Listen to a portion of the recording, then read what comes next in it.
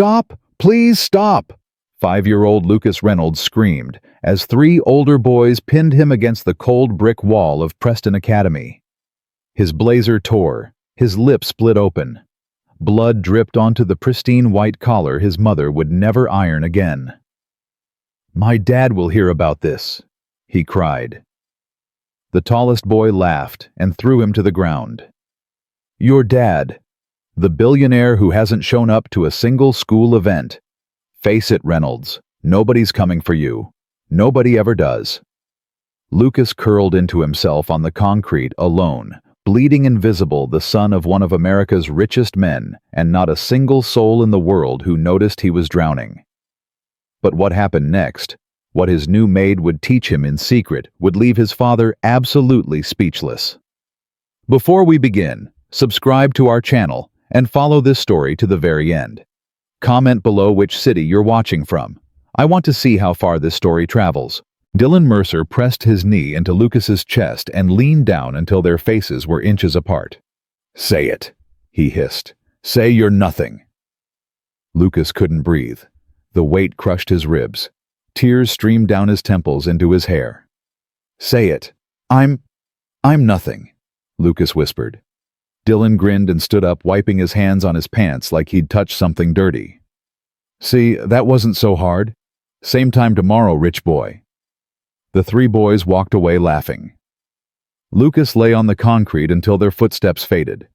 Then he rolled onto his side and vomited. A teacher walked past. She glanced at him, frowned, and kept walking. The school nurse cleaned his face with the same expression someone might wear while wiping a counter. No questions, no phone calls, just a cotton ball and ice pack and a pointed finger toward the door. "The driver's waiting. Try not to get blood on the leather seats." Lucas walked through the marble hallways of Preston Academy with his head down. 200 students passed him. Not one asked if he was okay. He had learned months ago that wealth made you visible and invisible at the same time. Everyone knew his name. Nobody knew him. Gerald opened the Mercedes door without looking at his face. 12 years as the family driver had taught him the rules. Don't engage. Don't ask questions. Don't care. But today, something made him glance in the rearview mirror. "Jesus," he breathed. "Lucas, what happened to I fell?" Gerald's hands tightened on the steering wheel. He opened his mouth, then closed it. The rules. Always the rules. "Your father's in meetings until 9 tonight," he said finally. "Mrs. Patterson will make sure you eat dinner." Lucas pressed his forehead against the cold window and watched a father across the street swing his daughter onto his shoulders. She laughed so loud he could hear it through the glass. He couldn't remember the last time he'd laughed like that. He couldn't remember the last time his father had touched him at all. The Reynolds estate rose through the iron gates like a monument to everything money could buy, and nothing it couldn't. Lucas climbed out before Gerald could open his door. He'd stopped waiting for help months ago. The grand foyer swallowed him whole. Chandeliers sparkling, floors gleaming, silence pressing down like a physical weight. "Good afternoon, young Mr. Reynolds," a voice called from somewhere distant. He didn't turn to see who. They were all the same, paid to be present, trained to be invisible, just like him. He made it to the 2nd floor before his body betrayed him. His knees buckled. He slid down the wall and pulled himself into the smallest shape possible, muffling his sobs against his torn sleeve. Nobody came. Nobody ever came. But today was different. "Hey." Lucas's head snapped up. A woman stood 3 feet away, not in the standard staff uniform, but in jeans and a gray t-shirt that revealed a tattoo on her forearm. Military insignia. She carried a stack of linens, but she wasn't moving. She was studying him with eyes that seemed to see everything he tried to hide. "Who did that to your face?" she asked. No preamble, no fake concern, just the question direct as a blade. "I fell," Lucas whispered automatically. The woman set down the linens and crouched to his level. "I spent 6 years in the army. I watched men lie about their injuries every single day. They all had that same look you've got right now. She paused. So I'm going to ask you one more time, and I need you to tell me the truth. Who did that to your face? Something in her voice cracked him open. Maybe it was the steadiness. Maybe it was the fact that she hadn't looked away. Maybe it was simply that someone, anyone, had finally bothered to ask twice. The boys at school, he said, and the words tumbled out like water through a broken dam. They hit me. Every day. They call me names. They tell me I'm nothing. And nobody does anything. The teachers see it and they walk away. The nurse doesn't even ask what happened. My dad doesn't know because my dad doesn't know anything about me anymore. Not since Mom died. He was crying harder now, hiccuping through the confession. 18 months, he continued. 18 months and everybody just pretends everything's fine. But it's not fine. Nothing is fine. I don't want to go back there. I don't want to go anywhere. I just want someone to make it stop. The woman didn't rush to comfort him. She didn't offer empty promises. She sat down right there on the hallway floor, crossing her legs like she had nowhere else to be. I'm Grace, she said. Grace Mitchell, and I'm going to teach you something that's going to change your life. But first, I need you to answer one question. Lucas wiped his nose with his torn sleeve. What? Do you want to keep feeling like this, scared small, like you don't matter? No. Then show up tomorrow, same time, same place, and every day after that, until you believe something different. She leaned forward. Can you do that? Lucas looked at this stranger, this woman with soldier's eyes and a voice like steel wrapped in velvet, and felt something flicker in his chest, something he barely recognized anymore. Hope. Yes, he said. I can do that. Good. Grace stood and offered him her hand. Now go wash your face. And Lucas. Yeah. You're not nothing. Don't ever let anyone tell you otherwise. She walked away before he could respond, leaving him alone in the hallway with a split lip and the first real promise anyone had made him in 18 months. That night, Marcus Reynolds sat in his home office, staring at a photograph of a woman who would never grow old. Emily. His wife.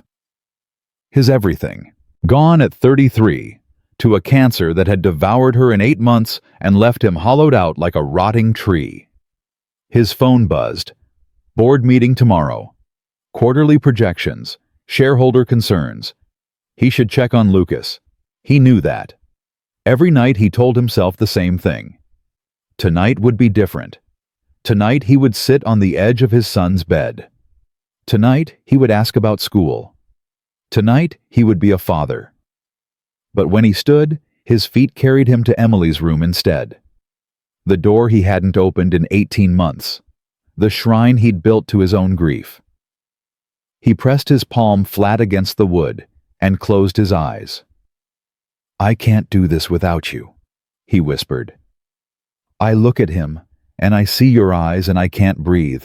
I can't be what he needs. I can barely remember how to exist. The door didn't answer. It never did. Marcus went to bed alone, promising himself tomorrow would be different.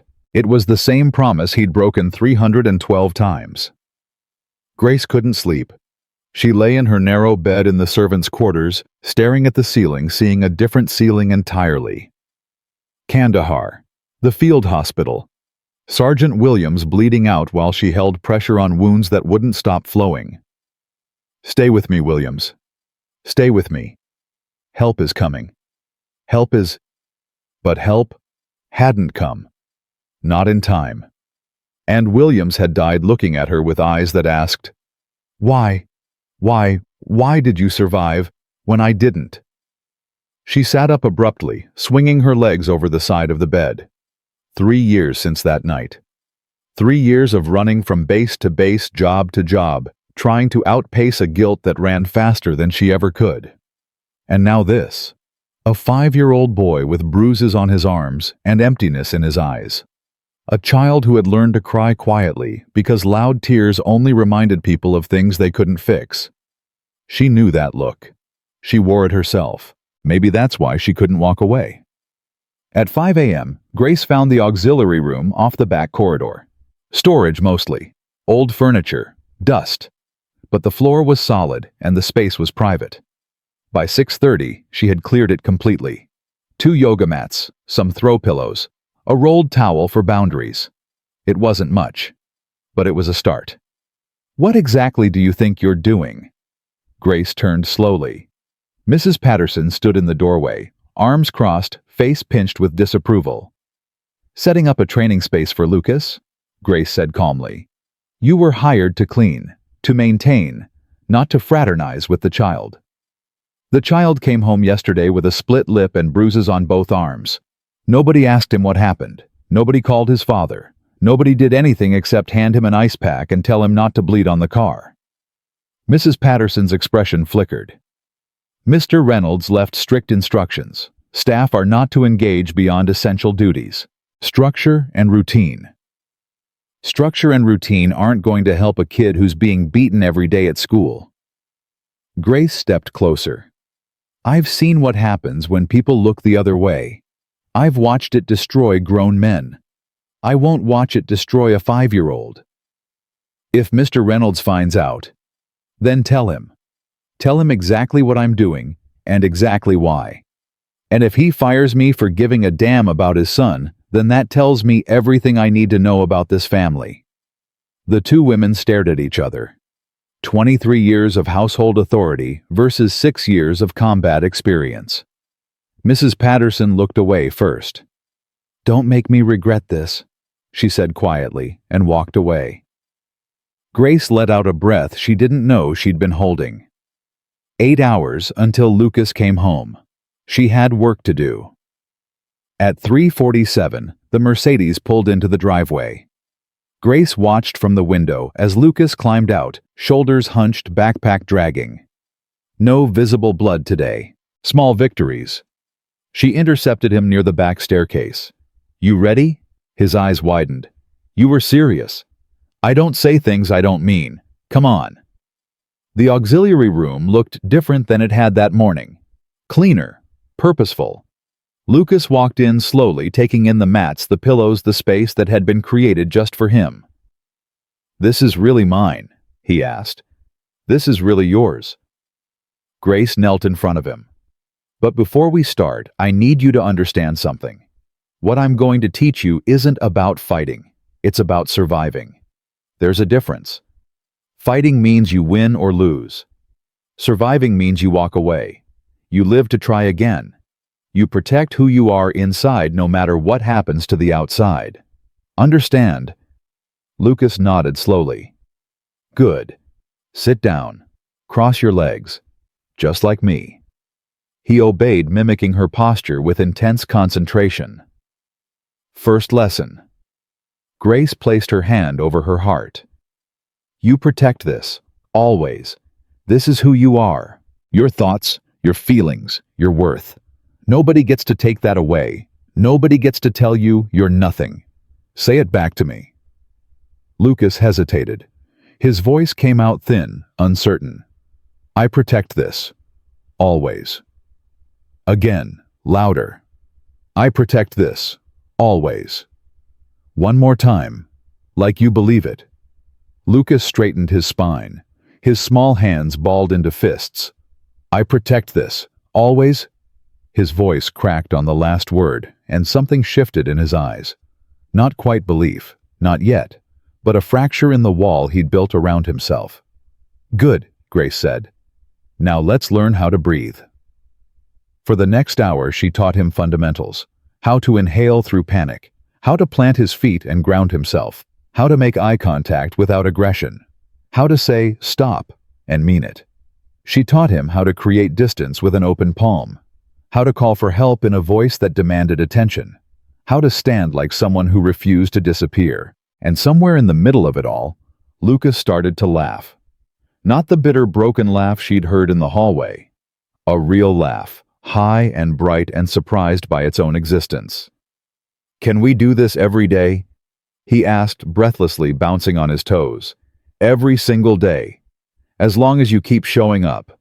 "I will, I promise. I really promise." Grace ruffled his hair. "Go shower. You earned it." He ran out of the room like a different child than the one who had walked in. Grace stayed behind, cleaning up the space, her chest tight with something she couldn't quite name. This was why she'd survived Kandahar. Not just to exist, to matter, to show up for someone who needed her.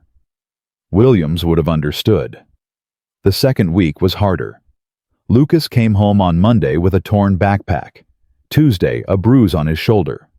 Wednesday, he walked through the door and went straight to the training room without saying a word. "What happened?" Grace asked.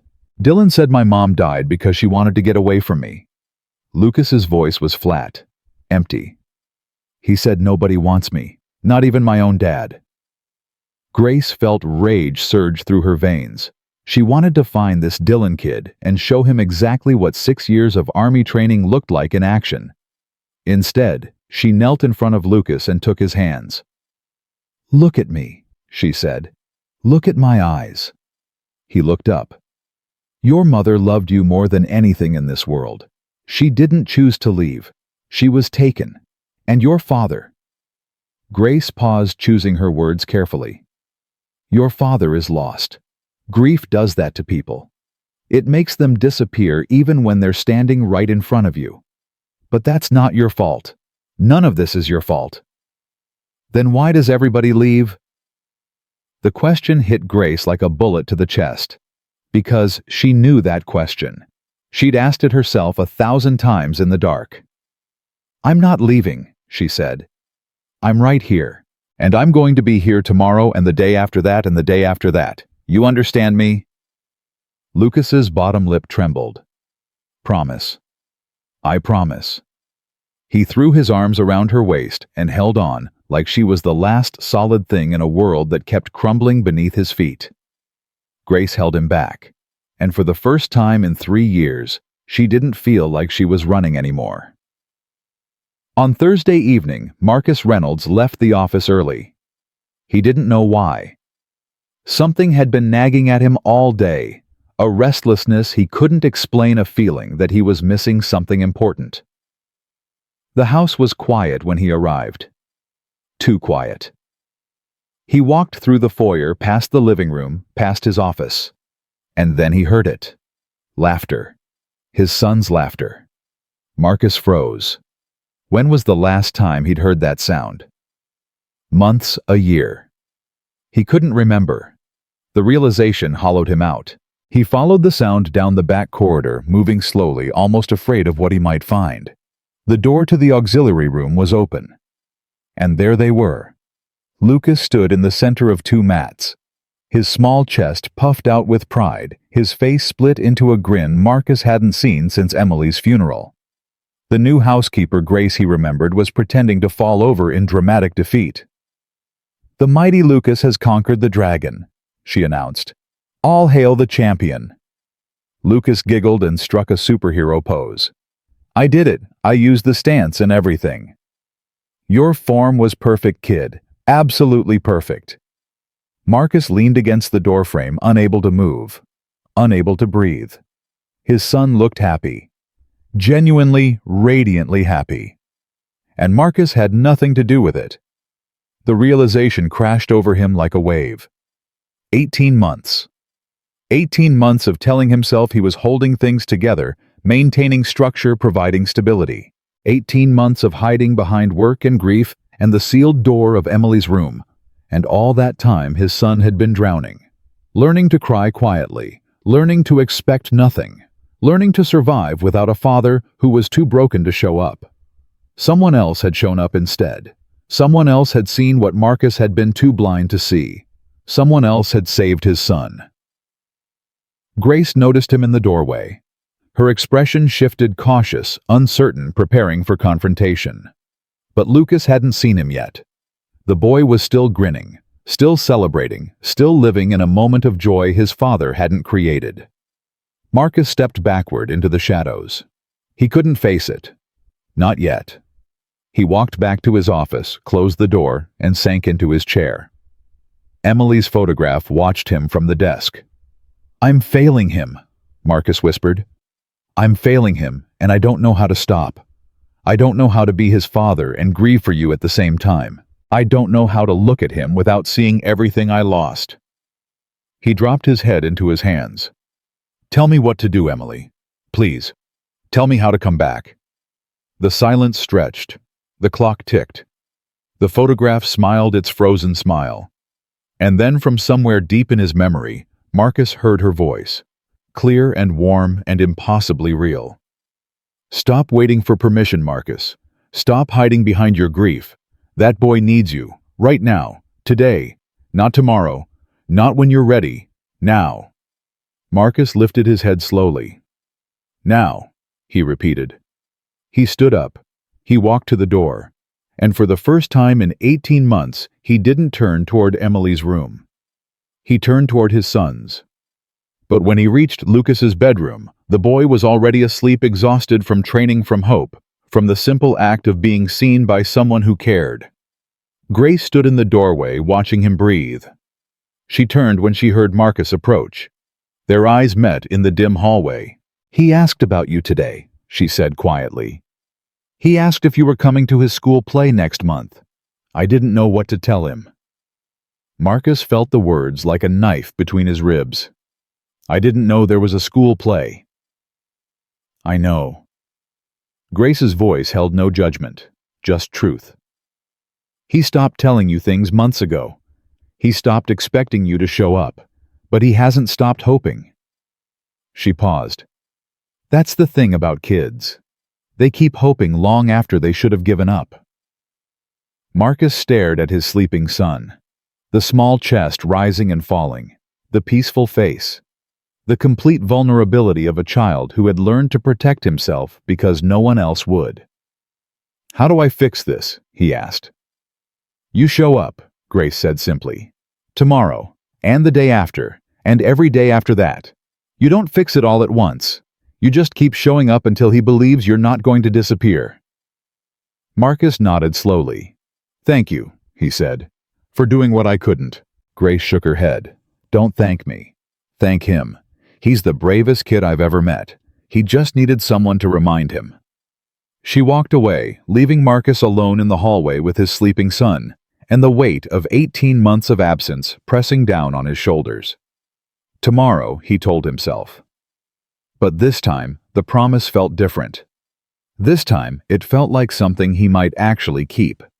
Marcus didn't sleep that night. He lay in bed staring at the ceiling, replaying Grace's words over and over. He stopped expecting you to show up, but he hasn't stopped hoping. At 6 a.m., he did something he hadn't done in 18 months. He got up before his alarm. He showered, dressed in casual clothes instead of a suit, and walked downstairs to the kitchen. The cook nearly dropped her spatula when she saw him. "Mr. Reynolds," she stammered. "I wasn't expecting. Can I get you something coffee?" "Your usual breakfast delivered to the office." "No," Marcus said. "I'm eating here, with Lucas. When does he usually come down?" The cook stared at him like he'd spoken a foreign language. 7:15, sir, but he usually just grabs toast and set 2 places at the kitchen table." "The kitchen table, sir? Is there a problem?" "No, sir. No problem at all." Marcus sat down and waited. His hands wouldn't stop shaking. He felt like a stranger in his own home, a guest who had forgotten the rules. How had it come to this? How had he become someone his own staff didn't recognize? At 7:12, footsteps sounded on the stairs. Light. Hesitant. Lucas appeared in the doorway and froze. "Dad." The word came out like a question. Like Lucas wasn't sure he was seeing correctly. "Hey, buddy." Marcus's voice cracked. "I thought maybe we could eat breakfast together, if you want." Lucas didn't move. His eyes darted around the kitchen, searching for some explanation, some catch. Kids who had been disappointed enough times learned to expect disappointment. They stopped believing in surprises. "You're not going to work?" Lucas asked carefully. "Not yet. I wanted to see you first." Silence stretched between them. Marcus felt every second of it like a blade against his skin. This was his son, his own flesh and blood, and they were standing 10 feet apart like strangers at a bus stop. "Okay," Lucas finally said. He walked slowly to the table and sat down across from his father. His movements were careful, guarded, like he was waiting for Marcus to suddenly remember an important meeting and disappear. The cook set down plates of scrambled eggs and toast.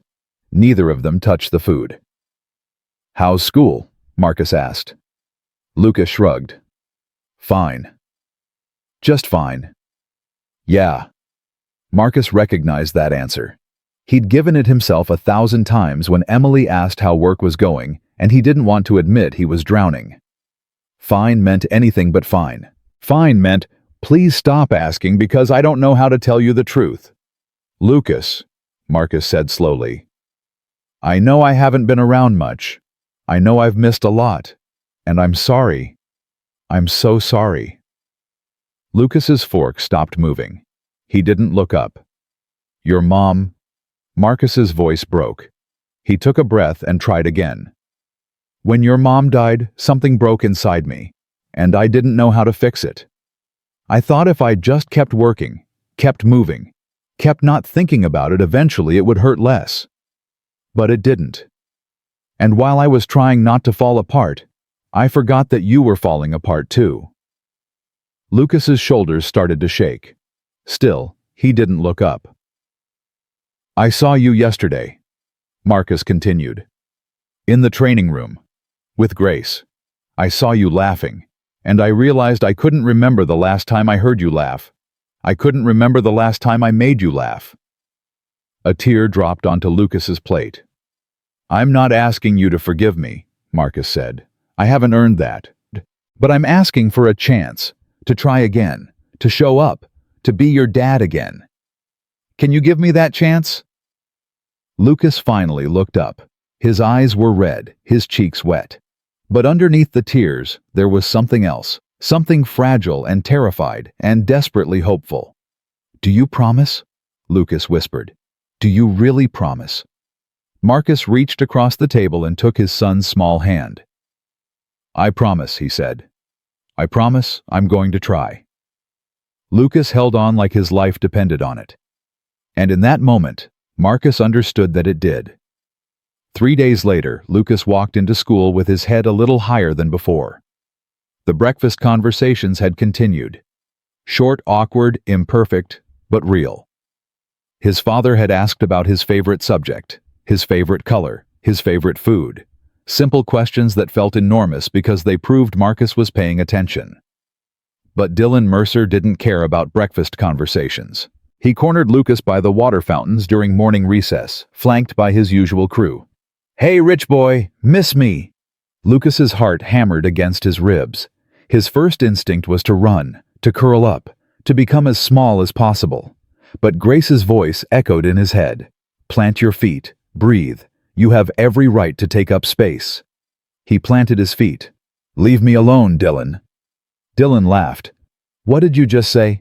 "I said leave me alone." Lucas's voice shook, but he didn't step back. "I don't want to fight you, but I'm not going to let you push me around anymore." Dylan's expression darkened. He shoved Lucas hard against the wall. "You think you're tough now. You think someone taught you how to be brave." Lucas's shoulder throbbed from the impact. His eyes watered. Every cell in his body screamed at him to give up, give in, say whatever Dylan wanted to hear. Instead, he raised his palm exactly like Grace had taught him. "Stop," he said. Loud. Clear. "Don't touch me again." Something flickered in Dylan's eyes. Surprise. Uncertainty. He wasn't used to resistance. He wasn't used to his targets fighting back. "What's going on here?" A teacher's voice cut through the tension. Mrs. Henderson, the vice principal, strode toward them with her clipboard clutched like a weapon. Dylan stepped back immediately, his face rearranging into innocence. "Nothing, Mrs. Henderson. We were just talking." But Mrs. Henderson wasn't looking at Dylan. She was looking at Lucas, at the red mark already forming on his shoulder, at the determined set of his small jaw. "Lucas," she said, "come with me." He followed her to her office, heart pounding. He'd never been to the vice principal's office before. He didn't know if he was in trouble or if something else was happening. Mrs. Henderson closed the door and sat down across from him. "That looked like more than talking," she said. "Want to tell me what's really going on?" Lucas hesitated. 18 months of silence pressed down on him. 18 months of swallowing the truth because nobody wanted to hear it. But Grace had said something that stuck with him. "You can't wait for people to save you. You have to start by telling the truth." "Dylan and his friends have been hurting me," Lucas said. "For a long time. Almost since my mom died. They push me. They hit me. They call me names. And nobody ever does anything about it." Mrs. Henderson's expression shifted. "Why didn't you tell anyone before?" "I tried." Lucas's voice cracked. "At the beginning I tried. But the teachers said boys will be boys. The nurse said I should toughen up. And my dad..." He trailed off. "My dad wasn't really there to tell." Mrs. Henderson was quiet for a long moment. Then she picked up her phone. "I'm calling your father," she said. "Right now. And we're going to have a very serious conversation about what's been happening in this school." Lucas felt something shift in his chest. Fear and hope tangled together so tightly he couldn't tell them apart. Someone was finally listening.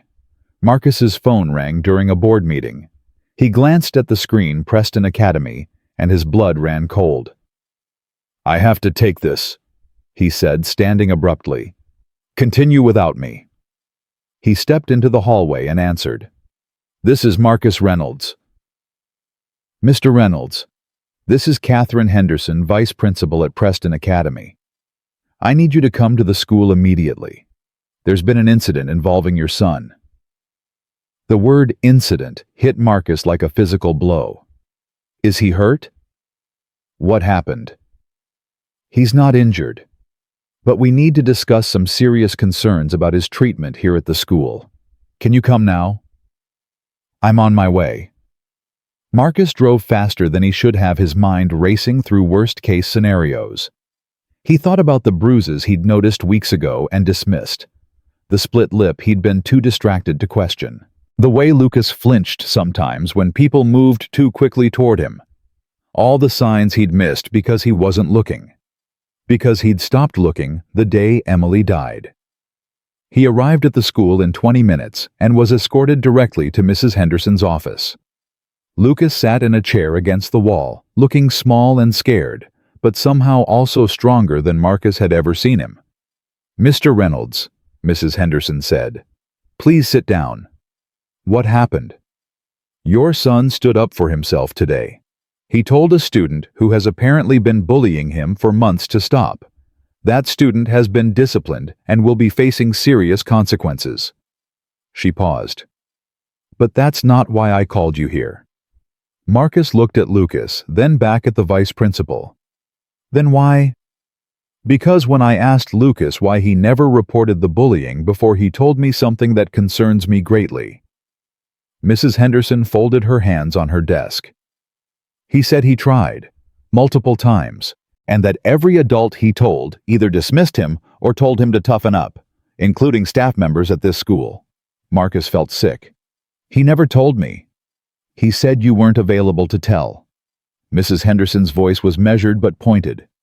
"Mr. Reynolds, I've worked in education for 22 years. I've seen what happens when children suffer in silence. They don't just carry the wounds from their peers. They carry the wound of believing that no one cares enough to protect them. That wound lasts much longer than any bruise." Marcus couldn't speak. His throat had closed completely. "I'm not saying this to blame you," Mrs. Henderson continued. "I understand you've been through a tremendous loss. But your son has been through that same loss, and he's been navigating it essentially alone. Whatever changes you need to make, and I suspect you already know what they are, I strongly encourage you to make them. Before this situation becomes something none of us can fix." Marcus turned to Lucas. The boy was watching him with those eyes. Emily's eyes, waiting to see what his father would do. Waiting to see if this would be another broken promise. "Lucas," Marcus said, his voice raw, "I need you to tell me everything." Everything that's happened. Everything I missed. Can you do that? Lucas nodded slowly, and then he started talking. He talked for 45 minutes. About Dylan. About the other boys. About the teachers who looked away. About the nurse who never asked questions. About the days he walked home with blood on his collar, and no one noticed. About the nights he cried himself to sleep wondering what was so wrong with him that even his own father couldn't stand to be around him. By the end, Marcus was crying. He hadn't cried since Emily's funeral. He'd locked that door and thrown away the key, convinced that falling apart would mean never putting himself back together. But listening to his son describe 18 months of suffering, Marcus could have prevented, if he'd just paid attention, broke something open inside him that couldn't be closed again. "I'm sorry," Marcus said when Lucas finished. "I'm so sorry. I failed you. I failed you in every way a father can fail." Lucas didn't say it was okay. It wasn't okay. They both knew that. But he stood up, crossed the room, and wrapped his arms around his father. And Marcus held on like it was the last chance he would ever get. Because maybe it was. That evening, Grace found Marcus sitting alone in the kitchen, staring at a glass of whiskey he hadn't touched. "Mind if I join you?" she asked. He gestured to the chair across from him. "I got the full story today. From Lucas. From the school. I know. He told me." Marcus looked up. "You knew. You knew what was happening to him, and you did something about it. While I was hiding in my office, pretending everything was fine, you were actually showing up for my son." "Someone had to." "That's not—" Marcus stopped himself. "I'm not saying this right. I'm trying to thank you. What you did for him, the training, the attention, just being there, you probably saved his life. And I don't know how to repay that." Grace was quiet for a moment. Then she said, "You want to know why I took this job?" Marcus nodded. 3 years ago, I was stationed in Kandahar. My unit was ambushed. Half of us didn't make it out. Her voice was steady, but her hands had started to tremble slightly. I watched my sergeant die in my arms. He was 26 years old. He had a wife and a baby daughter he'd never met. And his last words were asking me to tell them he loved them. Marcus didn't interrupt. He recognized the weight of what she was sharing. After that, I couldn't stay in the army. I couldn't stay anywhere. I drifted from job to job, city to city, trying to outrun the guilt of being alive when so many better people weren't. Grace paused. And then I came here. And I met Lucas. And I saw that same look in his eyes that I used to see in the mirror. The look of someone who had given up on being saved. She finally looked at Marcus directly. "I couldn't save my sergeant. I couldn't save my unit. But I could save your son. And that's exactly what I intend to keep doing if you'll let me." Marcus felt something shift in his chest. Understanding maybe. Recognition. The realization that everyone in this house was carrying wounds they hadn't shown anyone else. "Stay," he said. "Please. Not just as staff. As family. He needs you. And honestly—" He paused, the admission difficult. "I think I need you too." Grace studied him for a long moment. Then she nodded slowly. "I'm not going anywhere," she said. "I already made him that promise. And I don't break promises." Marcus thought about all the promises he'd broken over the past 18 months. The dinners he'd missed. The conversations he'd avoided. The son he'd abandoned in everything but name. "I want to start over," he said. "I want to learn how to be his father again. But I don't know how." "Then we figure it out together," Grace said. "One day at a time." It wasn't a solution.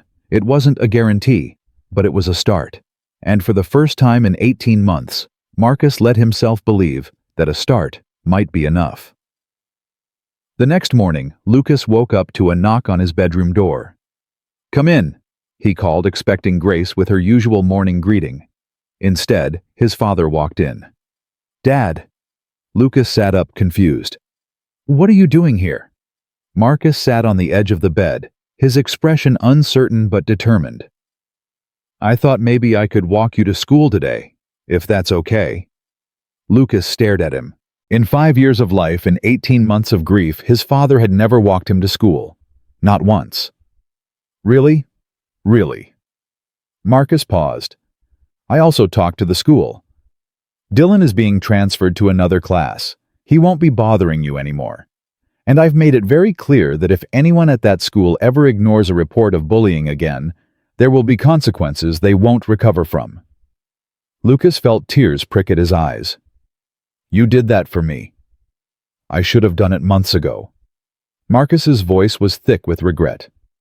"I should have done a lot of things months ago, but I'm doing them now. I know it's late.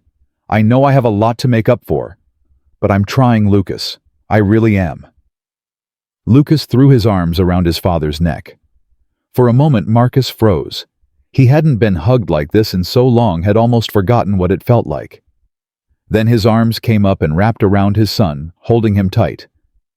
"I love you," Marcus whispered. "I know I haven't said it enough. I know I haven't shown it. But I love you more than anything in this world. And I'm never going to stop trying to prove that to you." Lucas buried his face against his father's shoulder. "I love you too, Dad." They stayed like that for a long time.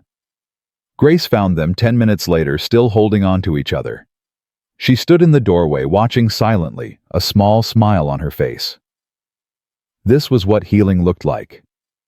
Not a single dramatic moment, but 1,000 small ones.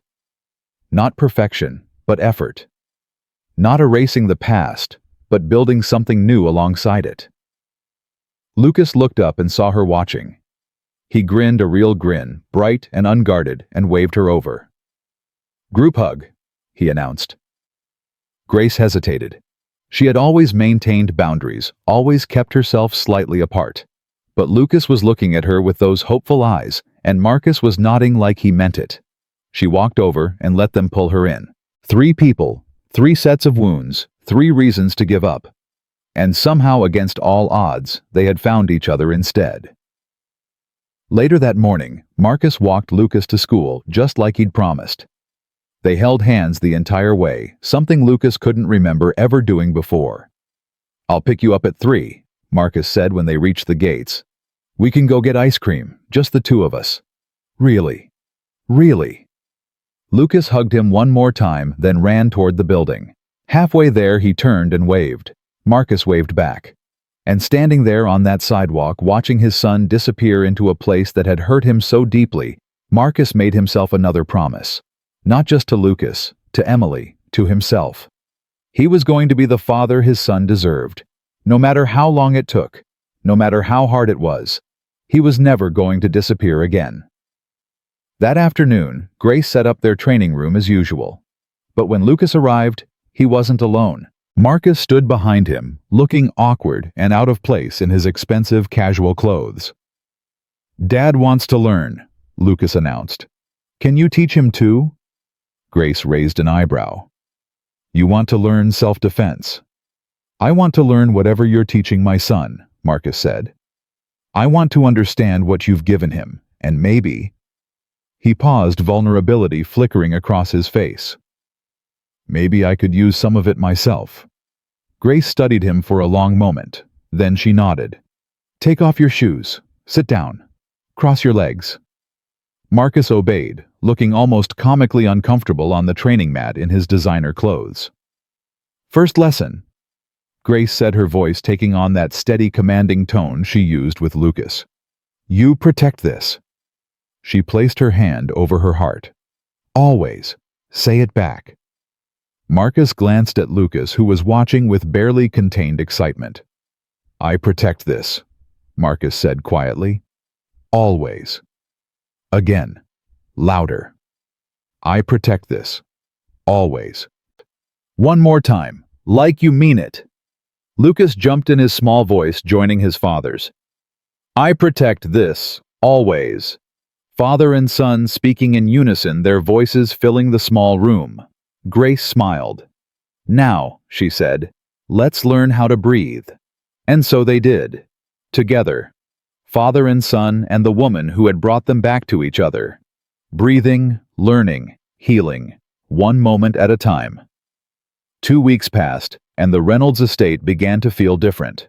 Not just quieter or louder, but alive in a way it hadn't been since Emily's death. The training sessions became a daily ritual, sometimes twice a day, when Lucas had extra energy to burn. Marcus showed up whenever he could, often still wearing his work clothes, sitting cross-legged on the mat beside his son, like a student willing to start from zero. But change never comes without resistance. Mrs. Patterson cornered Grace in the laundry room on a Tuesday morning, her face tight with disapproval. "The staff are talking," she said, "about you, about your relationship with Mr. Reynolds and the boy." Grace kept folding towels, her hands steady. "People talk. That's what people do. They're saying you've overstepped, that you're inserting yourself into places you don't belong, that you're taking advantage of a grieving man and a vulnerable child." Grace set down the towel and turned to face the older woman. "And what do you think, Mrs. Patterson?" The head housekeeper hesitated. For a moment, something flickered behind her stern expression, something almost like conflict. "I think you've done more for that boy in 3 weeks than anyone else has done in 18 months, she said quietly. "But I also think you're walking a dangerous line. Men like Mr. Reynolds, they have worlds you don't understand. Obligations, expectations, society pages and board members and ex-wives of business partners who would love nothing more than to see him stumble. I'm not trying to be anything except what Lucas needs. That's exactly what worries me." Mrs. Patterson stepped closer, her voice dropping. "Because what he needs might not be what this world allows him to have. And when reality comes crashing in, it won't be Mr. Reynolds who pays the price. It'll be you. And worse, it'll be that child who's finally started to smile again." She walked away before Grace could respond. Grace stood alone in the laundry room, Mrs. Patterson's words echoing in her mind. She thought about Kandahar, about the promises she'd made to dying soldiers, about how many of those promises she'd been unable to keep. Was she making another promise she couldn't keep? That evening, Lucas bounded into the training room with a piece of paper clutched in his hand. "Look," he shouted, waving it at Grace. "Look what I made." Grace took the paper and felt her heart stutter. It was a drawing crayon on construction paper, showing 3 stick figures holding hands. One tall, with brown hair, one medium with yellow hair, one small, with a huge smile. Above them, in wobbly 5-year-old letters, was written, "My family." "That's you," Lucas said, pointing to the yellow-haired figure. "And that's Dad. And that's me. See? We're all together." Grace's throat tightened. She crouched down to Lucas's level, searching for the right words. "This is beautiful, buddy. Really beautiful. But you know I work here. I'm not actually—" "You're my family," Lucas said firmly. "Dad said family isn't just about blood. It's about who shows up. And you show up every day." Grace looked at the drawing again, at the 3 figures with their oversized smiles, at the word family written with such certainty by a child who had spent 18 months believing he didn't have one anymore. "Can we put it on the refrigerator?" Lucas asked. "Mom used to put all my drawings on the refrigerator, before she got sick." Grace nodded slowly, not trusting her voice. "Yeah, buddy, we can put it on the refrigerator." They walked to the kitchen together. Grace found a magnet and stuck the drawing right in the center of the massive stainless steel door. Lucas stood back and admired it with obvious pride. "Perfect," he declared. Marcus found them there 10 minutes later. He stopped in the doorway, his eyes fixed on the drawing. "What's this?" "Lucas made it," Grace said, carefully watching his reaction. "He wanted to put it up." Marcus walked closer. Grace could see his jaw tighten as he read the word at the top. Family. She braced herself for awkwardness, for the reminder that she was staff, that boundaries existed for a reason. Instead, Marcus smiled. "You know what this needs," he said. "A frame. We should get it framed. Put it somewhere everyone can see it. Lucas's face lit up. Really like a real frame, like the pictures in your office. Exactly like that. Marcus put his hand on his son's shoulder. This is important. It deserves to be treated that way. Grace felt something crack open in her chest. A wall she'd built years ago, brick by brick, to protect herself from hoping for things she couldn't have. She was in dangerous territory now. And she had no idea how to get out. 3 days later, Marcus did something that shocked everyone in the household. He opened Emily's room. Grace was passing through the upstairs hallway when she saw him standing in front of the door, his hand pressed flat against the wood. He'd been standing there for at least 5 minutes without moving. "Marcus," she said softly. He didn't turn around.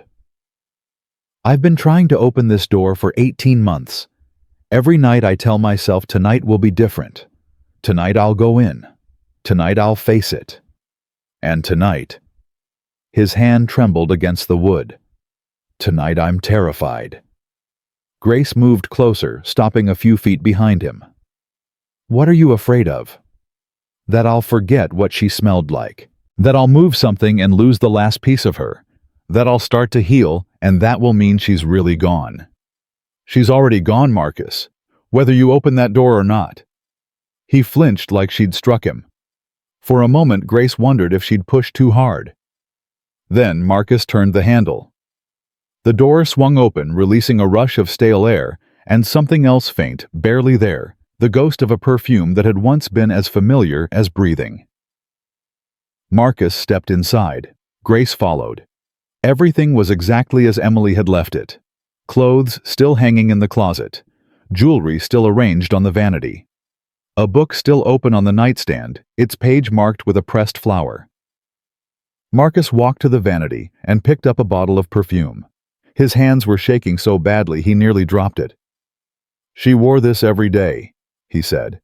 "Every single day. I used to tease her about it. Said she was going to run out and the company would stop making it and she'd have a crisis." He laughed a broken, wet sound. "She said she'd rather have a crisis than smell like anyone else." Grace didn't respond. Some moments required witnesses, not participants. Marcus set down the perfume and opened a drawer. Inside were stacks of envelopes, each one labeled in Emily's handwriting. Lucas' 7th birthday. Lucas' first day of high school. Lucas' graduation. Lucas' wedding day.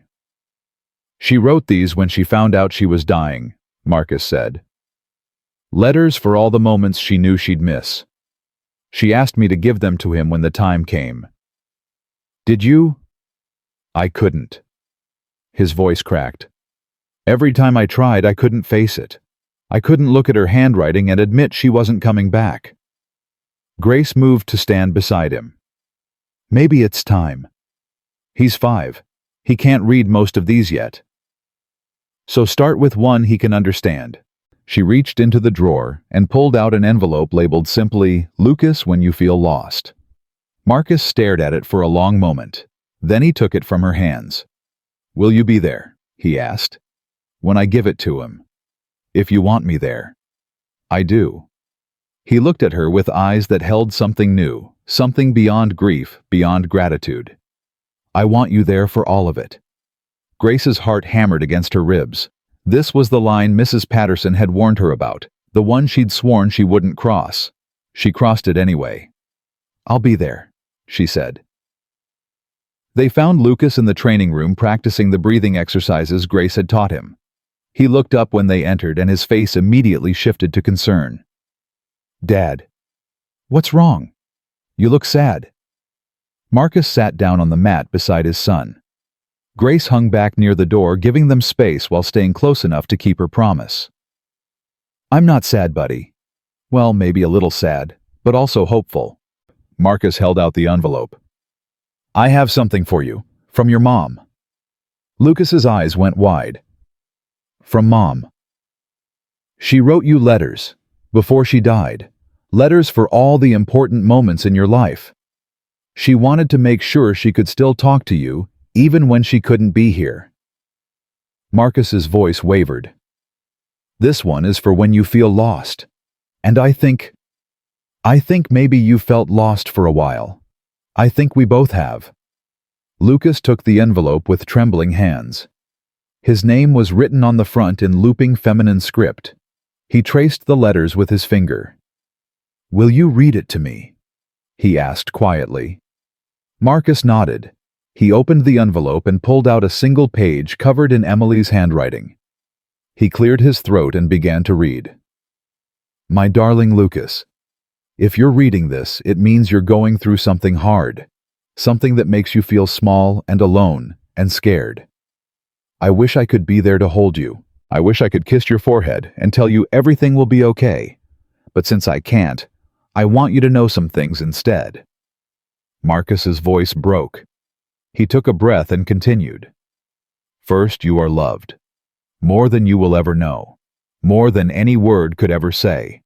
You were loved from the moment I knew you existed, and that love doesn't end just because I'm not there to show it anymore. It lives in your heart, in your dad's heart, in everyone who sees the amazing person you are." Lucas was crying now, silent tears streaming down his cheeks. Second, being brave doesn't mean not being scared. It means being scared and doing the hard thing anyway. You are so brave, Lucas. Braver than you know. I see it in you even now, even in this letter I'm writing, before I can see the boy you'll become. You have courage in your bones. Don't ever let anyone tell you different." Marcus had to stop. He pressed the heels of his hands against his eyes, fighting for control. "Third," he continued, his voice rough, "it's okay to let people in. It's okay to find new people who love you, new people who take care of you, new people who feel like family. I'm not being replaced. I could never be replaced. But love isn't a pie that runs out when you share it. It's a fire that grows bigger the more people you let warm themselves by it." Grace felt tears slide down her own cheeks. She hadn't meant to cry. She'd spent years training herself not to feel things this deeply. But Emily's words written by a dying mother to a son she would never see, grow up cut through every defense she had. "Last, remember that I'm always with you, not in a scary ghost way." Lucas laughed through his tears at that. "But in the way that everyone we love becomes part of who we are. I'm in your laugh. I'm in your curiosity. I'm in the way you scrunch your nose when you're concentrating. Every time you do something kind or brave or true, that's me. Living through you, cheering you on." Marcus folded the letter carefully, his hands still shaking. "All my love forever and always, Mom." The room fell silent. Then Lucas crawled into his father's lap and buried his face against his chest. "I miss her, Dad. I miss her so much." "I know, buddy. I miss her too. But I'm glad she wrote to me. I'm glad I can still hear her voice." Marcus held his son tighter. "Me too." Grace started to slip out of the room, feeling like an intruder on something sacred. But Lucas's voice stopped her. "Grace, where are you going?" She turned back. "I thought you two might want some privacy." "No." Lucas reached out one hand toward her, while keeping the other wrapped around his father. "Stay, please. Mom said it's okay to let people in, so I'm letting you in." Grace looked at Marcus. He nodded. She walked back and sat down on the mat beside them. Lucas immediately grabbed her hand and held it tight. "Group hug," he said, just like before. This time Grace didn't hesitate. She let herself be pulled in. And for one perfect moment, the three of them sat together on that mat, holding each other, grief and hope tangled together like threads of the same rope. The next morning, everything shattered. Grace was making coffee when Mrs. Patterson appeared in the kitchen doorway, her face pale. "There's someone here to see Mr. Reynolds. A woman. She says her name is Victoria Ashworth. She says she's family." Grace's stomach dropped. She knew that name. Everyone in Boston knew that name. Victoria Ashworth was Emily's sister, The one Marcus had mentioned only once in passing, with a darkness in his voice that had warned Grace not to ask questions. "Where is she?" "The main sitting room. Mr. Reynolds is with her now." "I thought you should know." Grace set down her coffee. "Know what?" Mrs. Patterson's expression tightened. Mrs. Ashworth has never approved of how Mr. Reynolds is raising Lucas. She's made no secret of her belief that she would be a more appropriate guardian. Given her connections, her husband is a state senator, she has resources. If she decides to pursue custody, the implication hung in the air like poison. Grace didn't wait for Mrs. Patterson to finish. She walked quickly toward the sitting room, her heart pounding. She stopped outside the door when she heard voices. "Completely inappropriate." Victoria's voice was sharp, cultured, dripping with contempt. "Do you have any idea what people are saying? That you've moved your maid into the family? That she's playing mother to my sister's son? Emily would be horrified." "Emily would want Lucas to be happy," Marcus responded. His voice strained but controlled. "And for the first time in 18 months he is. Happy he's being raised by the help Marcus, while you hide in your office and pretend your grief exempts you from basic parenting responsibilities. That's not fair." "Isn't it? I've been watching. I've had people watching. You missed his school play. You missed his parent-teacher conferences. You missed months of your own son's life because you were too busy drowning in self-pity. I'm doing better now. I'm trying. Trying isn't enough when a child's welfare is at stake." Victoria's voice turned cold. "I'm filing for custody, Marcus. My lawyers are already preparing the paperwork. Lucas deserves stability. He deserves a proper family, not a broken father and a glorified babysitter." Grace's blood ran cold. "You can't do this." Marcus's voice cracked with desperation. "He's my son. Emily wanted me to raise him. Emily also wanted to live. We don't always get what we want." Victoria paused. "I'm giving you one chance. One. Send that woman away. Get your life together. Prove to me and to the court that you're capable of being the father Lucas needs. Or I will take him from you, and I will make sure you never see him again." Grace heard footsteps approaching the door. She stepped back, pressing herself against the wall, her mind racing. Custody. Victoria was going to fight for custody, and Grace was the weapon she planned to use. Marcus emerged from the sitting room, looking like he'd aged 10 years in 20 minutes. His eyes were red, his hands shaking. He saw Grace and froze. "You heard," he said. It wasn't a question. Most of it. He leaned against the wall, suddenly looking too exhausted to stand. "She's serious. She's always hated me. Thought I wasn't good enough for Emily. And now she has ammunition. My absences, the school reports the—" He trailed off. "You." Grace felt the word like a blade. "Me. She's going to use our relationship against me in court. She's going to paint you as an inappropriate influence. She's going to twist everything we've built into something ugly. What do you want me to do?" Marcus looked at her with anguish written across every feature. "I don't know. I don't want to lose you. But I can't lose Lucas. I can't." Grace's heart shattered, but her voice stayed steady. "Then you won't lose Lucas." "What do you mean?" "I mean I'll leave. Tonight. Before she can use me against you. Before I become the reason your son gets taken away." "Grace, no. Listen to me." She stepped closer, forcing him to meet her eyes. "That boy is everything. Everything, Marcus. He's the only thing that matters. I won't be the reason he loses his father. I won't be the reason he ends up with a woman who sees him as a trophy instead of a child." Marcus reached for her hand. "There has to be another way. If there is, we'll find it. But right now the best thing I can do for Lucas is disappear." Her voice broke on the last word. "Tell him I had to go. Tell him I'll write. Tell him whatever you need to tell him, but don't let that woman take him from you." Marcus pulled her into his arms. It wasn't romantic. It was desperate. Two people clinging to each other at the edge of an abyss.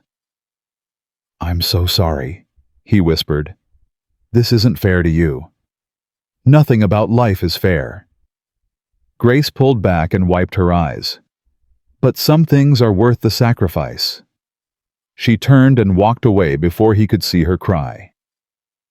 Grace was packing her bag when Lucas appeared in the doorway of her room. "What are you doing?" His voice was small, confused. Grace's hands froze over her suitcase. She hadn't planned this conversation. She hadn't prepared the words. She turned slowly, forcing a smile that felt like broken glass. "Hey, buddy." "Why are you packing?" Lucas's eyes were already filling with tears. "Where are you going?" "I have to go away for a little while."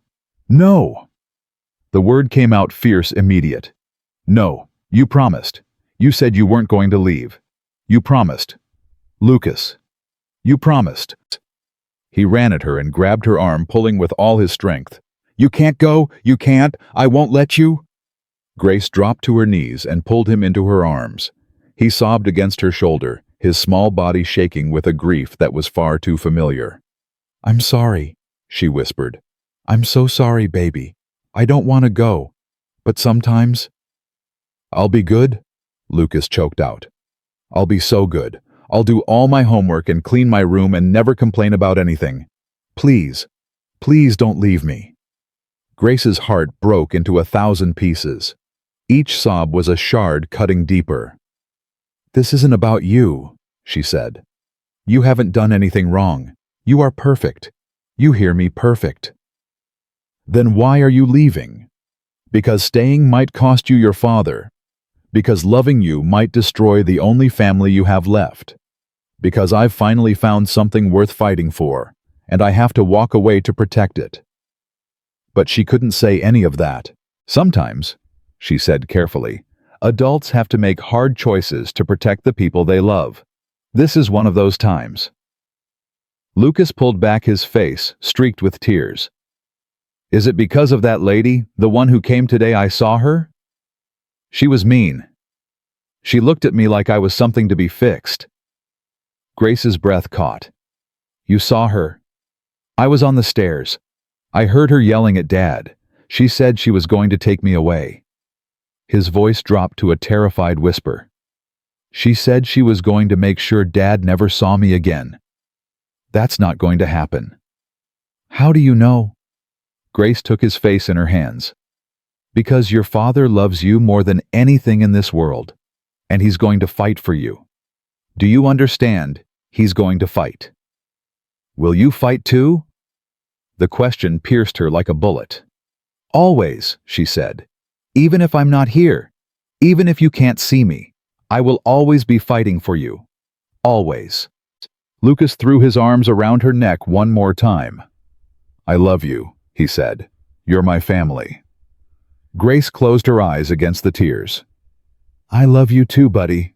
Forever and always." She held him until his father came to take him to bed. Until the house fell silent. Until there was nothing left to do but zip her suitcase and walk down the stairs and out the front door. She didn't look back. She couldn't. But as the taxi pulled away from the Reynolds estate, Grace made herself one more promise. This wasn't over. She was going to find another way, and when she did, she was going to fight like hell. The first morning without Grace was the longest of Lucas's life. He woke at 6 a.m., like he always did, expecting to hear her footsteps in the hallway, expecting her knock on his door, expecting her voice saying, "Rise and shine, little warrior," the way she had every day for the past month. Instead, there was silence. He lay in bed for 20 minutes, staring at the ceiling, telling himself she would come. She had promised. She had said she would always fight for him. Promises meant something. Promises were supposed to be real.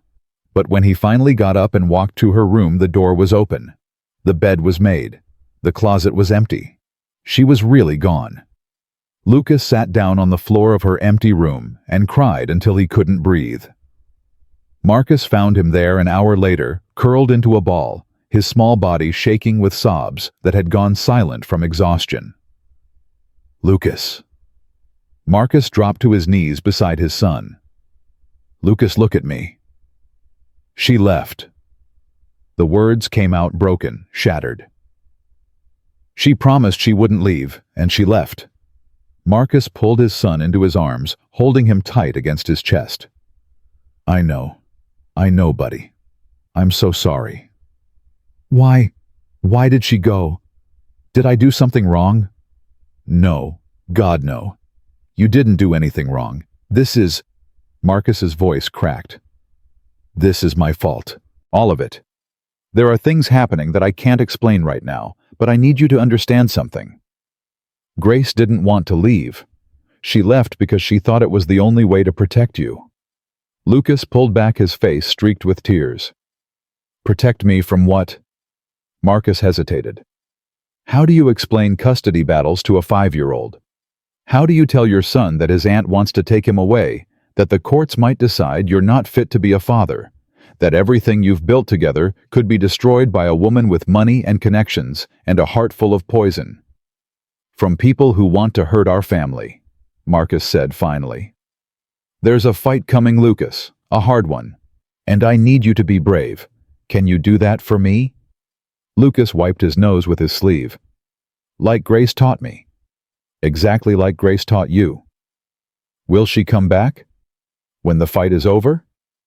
Marcus wanted to say yes. He wanted to promise his son that everything would be okay, that Grace would return, that they would be a family again. But he had made too many broken promises already. I don't know, he said honestly. But I'm going to do everything I can to make that happen. Okay? Lucas nodded slowly. Then he said something that broke Marcus's heart all over again. I still have her letter, the one Mom wrote. Grace was there when you read it. So when I read it again, it's like she's still here a little bit. Marcus held his son tighter and made himself a silent promise. He was going to fight, and he was going to win, no matter what it cost. 3 days after Grace left, the legal papers arrived. Marcus sat in his office, staring at the documents spread across his desk. Petition for emergency custody. Allegations of neglect. Request for immediate removal of minor child. Victoria wasn't playing games. She was going for the kill. His lawyer, Daniel Morrison, sat across from him, his expression grim. She's claiming emotional neglect, Daniel said. She has statements from school staff about Lucas's behavioral changes after his mother's death, records of missed parent-teacher conferences, documentation of the bullying incidents, and your apparent lack of response. I didn't know about the bullying, not until recently. That's exactly her point. A present father would have known. Daniel leaned forward. Marcus, I'm going to be straight with you. She has a strong case. Your absence over the past 18 months is documented. Multiple witnesses can testify to your emotional unavailability. And now she's painting the situation with Grace as evidence of poor judgment, claiming you brought an unstable influence into your son's life. Grace isn't unstable. She's a veteran. She saved my son. I believe you. But in court, perception matters as much as truth. Victoria is spinning a narrative. The grieving billionaire who abandoned his child and let the help raise him. The inappropriate relationship with a staff member. The chaotic household that endangered a vulnerable minor. Marcus slammed his fist on the desk. None of that is true. Then we need to prove it. Daniel pulled out a notepad. I need everything, Marcus. Every moment you've spent with Lucas. Every improvement in his behavior. Every piece of evidence that shows you're a fit parent. And I need witnesses. People who can testify to your character. To your love for your son. The staff. The teachers at his new school. His therapist. Good. Anyone else? Marcus thought of Grace. Of the way she had transformed his son. Of the way she had transformed him. There's someone else, he said. But I don't know if she'll come back. If she's important to your case, we need her. Daniel stood. Find her, Marcus. Whatever it takes. This hearing is in 3 weeks. If we don't build a strong defense by then, you could lose your son. 3 weeks. 21 days to prove he deserved to be a father. Marcus picked up his phone and dialed a number he had memorized but never called. It rang 4 times. 5, 6. Then voicemail. Grace, it's Marcus. I know you left because you thought it was the right thing to do. But I need you. Lucas needs you. The custody hearing is in 3 weeks, and Victoria is going to use everything she has to take him away from me. Please, call me back. Please. He hung up and stared at the phone, willing it to ring. It didn't. Across the city, Grace sat in a cheap motel room staring at her phone. Marcus's voicemail played through the tinny speaker. His voice desperate and broken, asking her to come back, asking her to help. She wanted to. God, she wanted to. But Victoria Ashworth had made the terms clear. Grace's presence was ammunition. Her relationship with Marcus was scandal. Her involvement in Lucas's life was leverage for a custody battle that could destroy everything. She had left to protect them. Coming back might make everything worse. Grace set down the phone and pressed her palms against her eyes. She hadn't slept more than a few hours since leaving the estate. Every time she closed her eyes, she saw Lucas's face, heard his voice, felt his arms around her neck as he begged her not to go. I love you. You're my family. She was supposed to be a soldier. She was supposed to be strong. She had survived combat zones and watched friends die and kept moving forward through it all. But leaving that little boy had broken something inside her that she didn't know how to fix. Her phone buzzed. A text this time. Marcus. Please, Grace. I can't do this without you. She stared at the words until her vision blurred. Then she typed back. Give me 24 hours. I need to figure something out. She didn't know what she was going to figure out. She didn't have a plan. She didn't have resources or connections or any idea how to fight someone like Victoria Ashworth. But she had made Lucas a promise. And unlike some people, she didn't break promises. The next morning, Grace drove to the one place she had avoided for 3 years, the VA hospital. She walked through the sterile corridors past veterans in wheelchairs and doctors in white coats until she reached the office of Dr. Helen Marchetti, the therapist she had been assigned after Kandahar. The one she had stopped seeing after 3 sessions because talking about feelings seemed pointless when her friends were dead. She knocked on the door. Come in. Dr. Marchetti looked up from her desk and froze. Grace Mitchell. Hey Doc, long time. 3 years. Dr. Marchetti set down her pen. You stopped answering my calls. I know, I wasn't ready. And now you are. Grace sat down in the chair across from the desk. No, but I need help anyway. She told Dr. Marchetti everything. About the Reynolds family, about Lucas, about Marcus, about Victoria and the custody battle, and the impossible choice between staying and leaving. When she finished, Dr. Marchetti was quiet for a long moment. What do you want, Grace? What do you actually want? I want to go back. I want to help them. Then why haven't you? Because Victoria will use me against them. Because my presence makes things worse. Dr. Marchetti leaned forward. Does it? Or is that what you're telling yourself because you're afraid? Grace flinched. Afraid of what? Of belonging somewhere. Of letting yourself matter to people. Of building something you might lose. Dr. Marchetti's voice softened. You've spent 3 years running from attachment, Grace.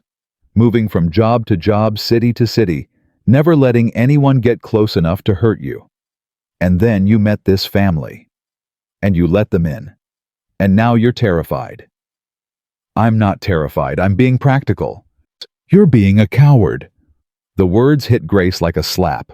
She opened her mouth to argue, then closed it again.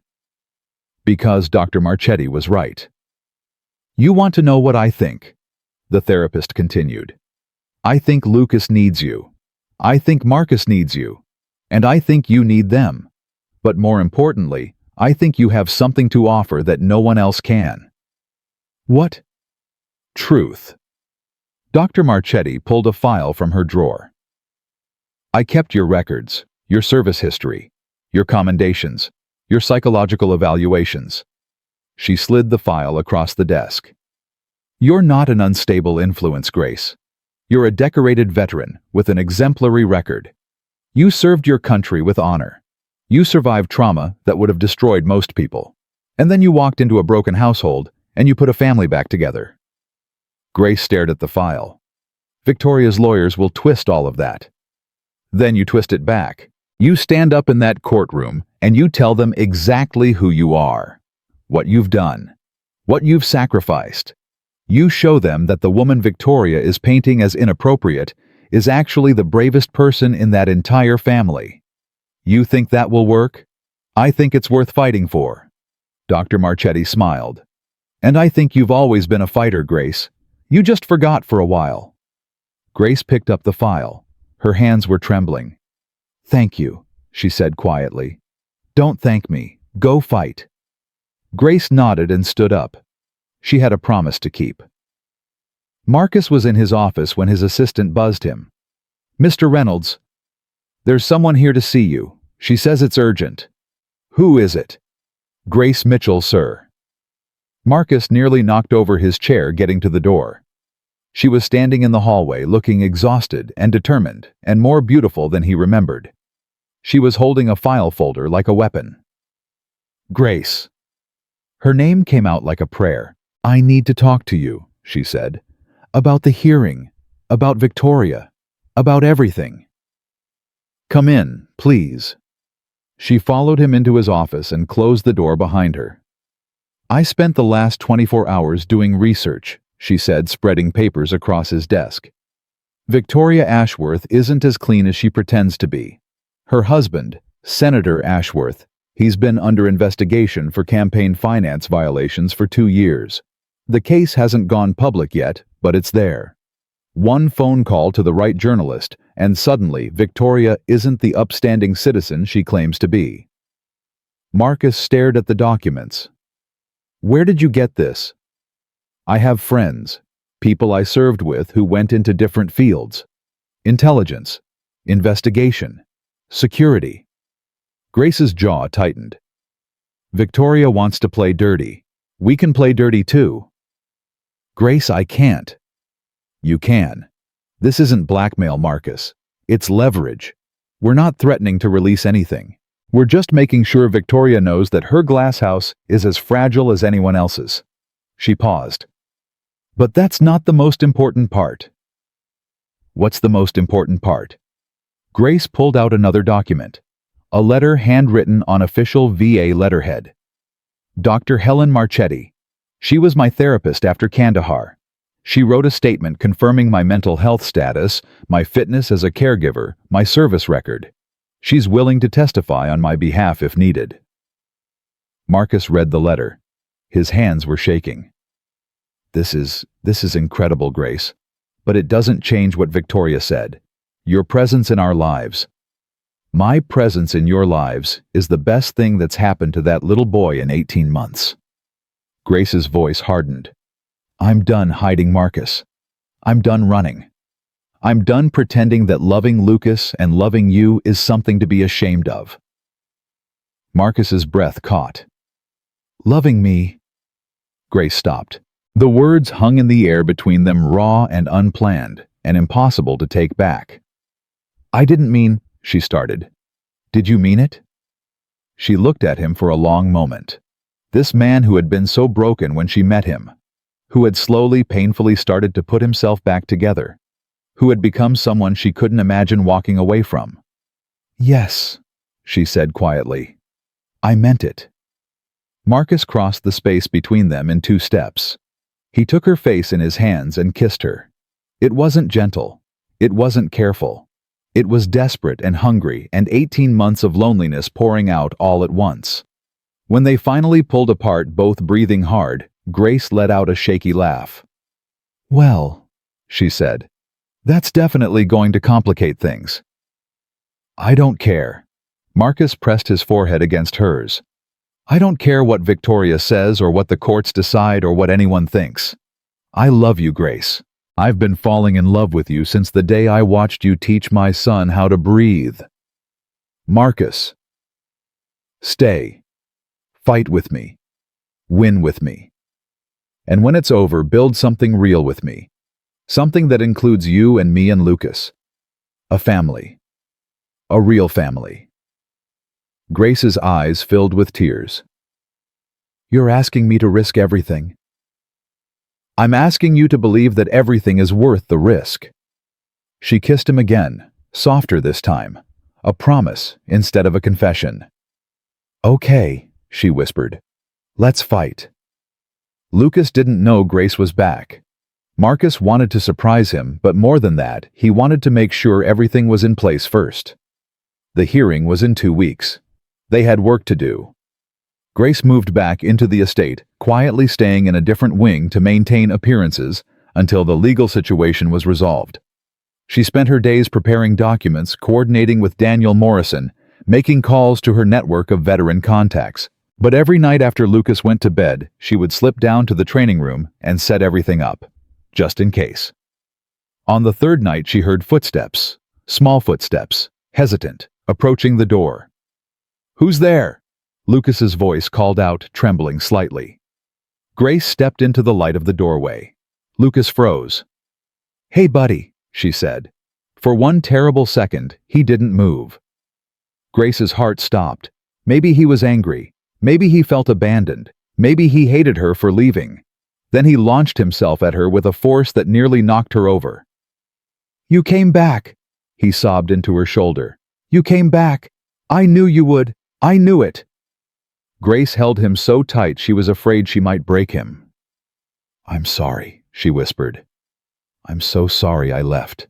I thought I was protecting you." "I don't need protecting. I need you." "I know. I know that now." Lucas pulled back, his face wet with tears, but his eyes bright with hope. "Are you staying for real this time?" "For real this time," Grace said. "I promise, and this time I'm not breaking that promise, no matter what." "Pinky swear." Grace held out her pinky. Lucas wrapped his around it. "Pinky swear," she said. Lucas threw his arms around her neck again. "I love you, Grace. I love you too, little warrior, forever and always." The day of the custody hearing arrived like a storm. Marcus sat at the defendant's table with Daniel Morrison on one side and Grace on the other. Lucas was in a separate room with a court-appointed supervisor spared from witnessing the legal battle that would determine his future. Victoria Ashworth sat across the aisle, perfectly composed, flanked by a team of expensive lawyers in matching suits. She looked at Marcus with cold triumph, already tasting victory. The judge entered. Everyone rose. "This court is now in session. The matter before us is the petition for emergency custody filed by Victoria Ashworth regarding the minor child, Lucas Reynolds." Victoria's lead attorney stood first. For 30 minutes he painted a devastating picture. The absent father, the neglected child, the bullying that went unreported, the inappropriate relationship with household staff, the chaotic environment that endangered a vulnerable minor. He produced witnesses, school administrators who testified to Lucas's behavioral problems, staff members who described Marcus's emotional unavailability, a child psychologist who had evaluated Lucas and found significant attachment disruptions. With each testimony, Marcus felt the ground crumbling beneath his feet. Then it was Daniel's turn. "Your Honor, the petitioner has painted a picture of neglect and chaos, but that picture is incomplete. It ignores the context of grief. It ignores the remarkable progress Lucas Reynolds has made in recent months. And it ignores the true character of the people who love this child." Daniel called his first witness, Lucas's new teacher, who testified to his transformation, his confidence, his joy, his excitement about learning. He called Mrs. Patterson, who grudgingly admitted that the household had changed, that Lucas smiled more, that Marcus was present in ways he hadn't been before. He called Dr. Marchetti, who presented Grace's military record and psychological evaluations, who testified to her stability, her compassion, her fitness as a caregiver. And then Daniel called his final witness. The defense calls Grace Mitchell. Grace walked to the stand, her heart pounding, but her posture straight. She had worn her army dress uniform. Every medal, every commendation, every visible symbol of the person she had become through fire and loss. Daniel approached her slowly. "Ms. Mitchell, can you tell the court how you came to work for the Reynolds family?" "I was hired as a housekeeper. Standard domestic position." "And what changed?" Grace looked directly at Victoria. "I heard a child crying, and I decided to do something about it." She told them everything, about finding Lucas in the hallway, about the bruises, about the training sessions, about the letters from Emily, about the family that had formed from broken pieces. "Ms. Mitchell," Daniel said, "Mrs. Ashworth has characterized your relationship with the Reynolds family as inappropriate. How do you respond?" Grace was quiet for a moment. Then she spoke. "I spent 6 years in the United States Army. I served 2 tours in Afghanistan. I watched friends die in my arms and carried the weight of their deaths every day since. When I came to the Reynolds estate, I was lost. I was running from my own grief just like Marcus was running from his." She paused, her voice steady. "But then I met Lucas. And I saw a little boy who had been invisible for 18 months, who had been crying in hallways and bleeding from bullies and waiting for anyone to notice that he was drowning. And I couldn't walk away. I couldn't be another adult who pretended not to see." Victoria's lawyer stood. "Objection. This is emotional manipulation, not testimony." "I'll allow it," the judge said. "Continue, Ms. Mitchell." Grace turned to face the judge directly. "Your Honor, I'm not Lucas's mother. I'm not trying to replace Emily Reynolds, but I love that little boy with everything I have. And I have watched him grow from a terrified, silent child into someone who laughs and hopes and believes in himself. I didn't do that alone. Marcus did it too. We did it together, as a family." "And what about your relationship with Mr. Reynolds?" Daniel asked. Grace didn't hesitate. "I love him, and he loves me. And I know that sounds like exactly what Mrs. Ashworth wants you to hear, proof of inappropriate involvement.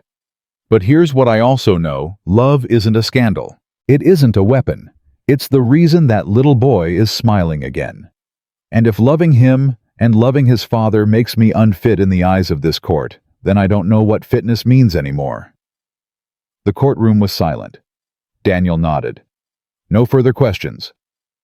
Victoria's lawyer stood for cross-examination, but something had shifted in the room. The air felt different. The judge was looking at Grace with an expression that wasn't quite neutral anymore. The cross-examination was aggressive but ineffective. Every attack bounced off Grace's calm, steady answers. She didn't flinch. She didn't apologize. She told the truth and let the truth speak for itself. When she stepped down from the stand, Marcus caught her hand and squeezed. "You were incredible," he whispered. "We're not done yet," she whispered back. The judge called a recess before delivering the decision. For 2 hours, Marcus and Grace sat in a small waiting room, holding hands, saying nothing. There was nothing left to say. They had done everything they could. The rest was out of their control. At 4:17 p.m., the bailiff called them back. The judge sat behind her bench, her face unreadable. "I have reviewed the testimony and evidence presented by both parties. This court takes matters of child custody extremely seriously. The welfare of a minor is not something to be decided lightly or politically." Victoria leaned forward, anticipation written across her face. "Mrs. Ashworth has presented evidence of neglect and instability. However, the court finds that much of this evidence pertains to a period of acute grief following the death of Emily Reynolds. The court also notes the significant improvement in Lucas Reynolds' well-being in recent months, improvement directly attributed to the efforts of his father and Ms. Mitchell." Marcus stopped breathing. The court does not find sufficient evidence to support the removal of Lucas Reynolds from his father's custody. The petition for emergency custody is denied. Victoria's face went white. "Your Honor." "Furthermore," the judge continued, "the court notes with concern the apparent motivations behind this petition. Mrs. Ashworth, your desire to honor your sister's memory is understandable, but using a child as a weapon in a personal vendetta is not something this court will tolerate. She turned to Marcus. Mr. Reynolds, you are not a perfect father, but perfection is not the standard. Love is, effort is, showing up is. This court believes you are capable of providing Lucas with the stable, loving home he deserves. Do not prove me wrong. I won't, Your Honor, I promise. The judge nodded. This matter is closed. She struck her gavel, and just like that, it was over. Grace collapsed against Marcus the moment they left the courtroom. He held her so tight she could barely breathe. We did it, he said. We actually did it. We did it together. That's what families do. They found Lucas in the waiting room drawing pictures with the court supervisor. He looked up when they entered, his face anxious. Dad. What happened? Did the mean lady win? Marcus dropped to his knees and pulled his son into his arms. No, buddy. She didn't win. We won. We get to stay together. Lucas's face transformed with joy. Really? You promise? I promise. Does Grace get to stay too? Marcus looked at Grace. She was crying now, tears streaming down her face, her soldier's composure finally cracking. Yes, Marcus said. Grace gets to stay too. Forever. Lucas launched himself at Grace, wrapping his arms around her neck. I knew it, he said. I knew we would win, because we're a family, and families don't give up on each other. Grace held him close, her heart so full it hurt. No, they don't, she whispered. Never. They walked out of the courthouse together. Father-son, and the woman who had saved them both. The sun was setting, painting the sky in shades of gold and pink. Lucas held both their hands as they walked toward the car. Can we get ice cream? He asked. To celebrate. Marcus laughed. We can get whatever you want. And can Grace read me a bedtime story tonight? Grace smiled through her tears. I would love nothing more. Lucas squeezed their hands tighter. This is the best day ever, he announced. And looking at the little boy between them, the boy who had been so broken and was now so whole, Marcus and Grace both knew he was right. It was the best day, and it was only the beginning. 6 months had passed since the custody hearing, and the Reynolds estate no longer felt like a museum of grief. Grace woke every morning at 6, not from military habit anymore, but because Lucas had developed an obsession with sunrise training sessions. He would knock on her door with boundless energy, already dressed in his workout clothes, bouncing on his toes. Come on, Grace, the sun's almost up. She would groan and pretend to resist, and he would grab her hand and pull with all his strength, giggling when she finally relented. This morning was no different. You're gonna wear me out, little warrior, Grace said, letting him drag her down the hallway. Dad says warriors don't get tired, they get stronger. Your dad is full of inspirational quotes these days. He reads them from a book. I saw it on his nightstand. Grace laughed. Marcus Reynolds, billionaire CEO, secretly reading self-help books. The man had changed in ways she never could have predicted.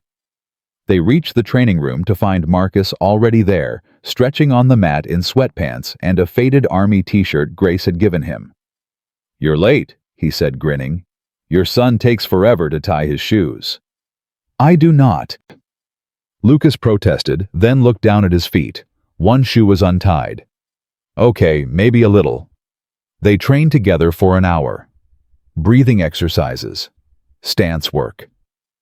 The self-defense moves that had become as natural to Lucas as walking. But somewhere along the way, the sessions had evolved into something more. They had become family rituals. Sacred time, when nothing else existed except the three of them. After training, they ate breakfast together in the kitchen. Not the formal dining room, with its crystal chandeliers and uncomfortable chairs. The kitchen where Lucas could sit on the counter and swing his legs and tell stories about school. Dylan Mercer got suspended yesterday, Lucas announced through a mouthful of scrambled eggs. Grace and Marcus exchanged glances. What happened? Marcus asked carefully.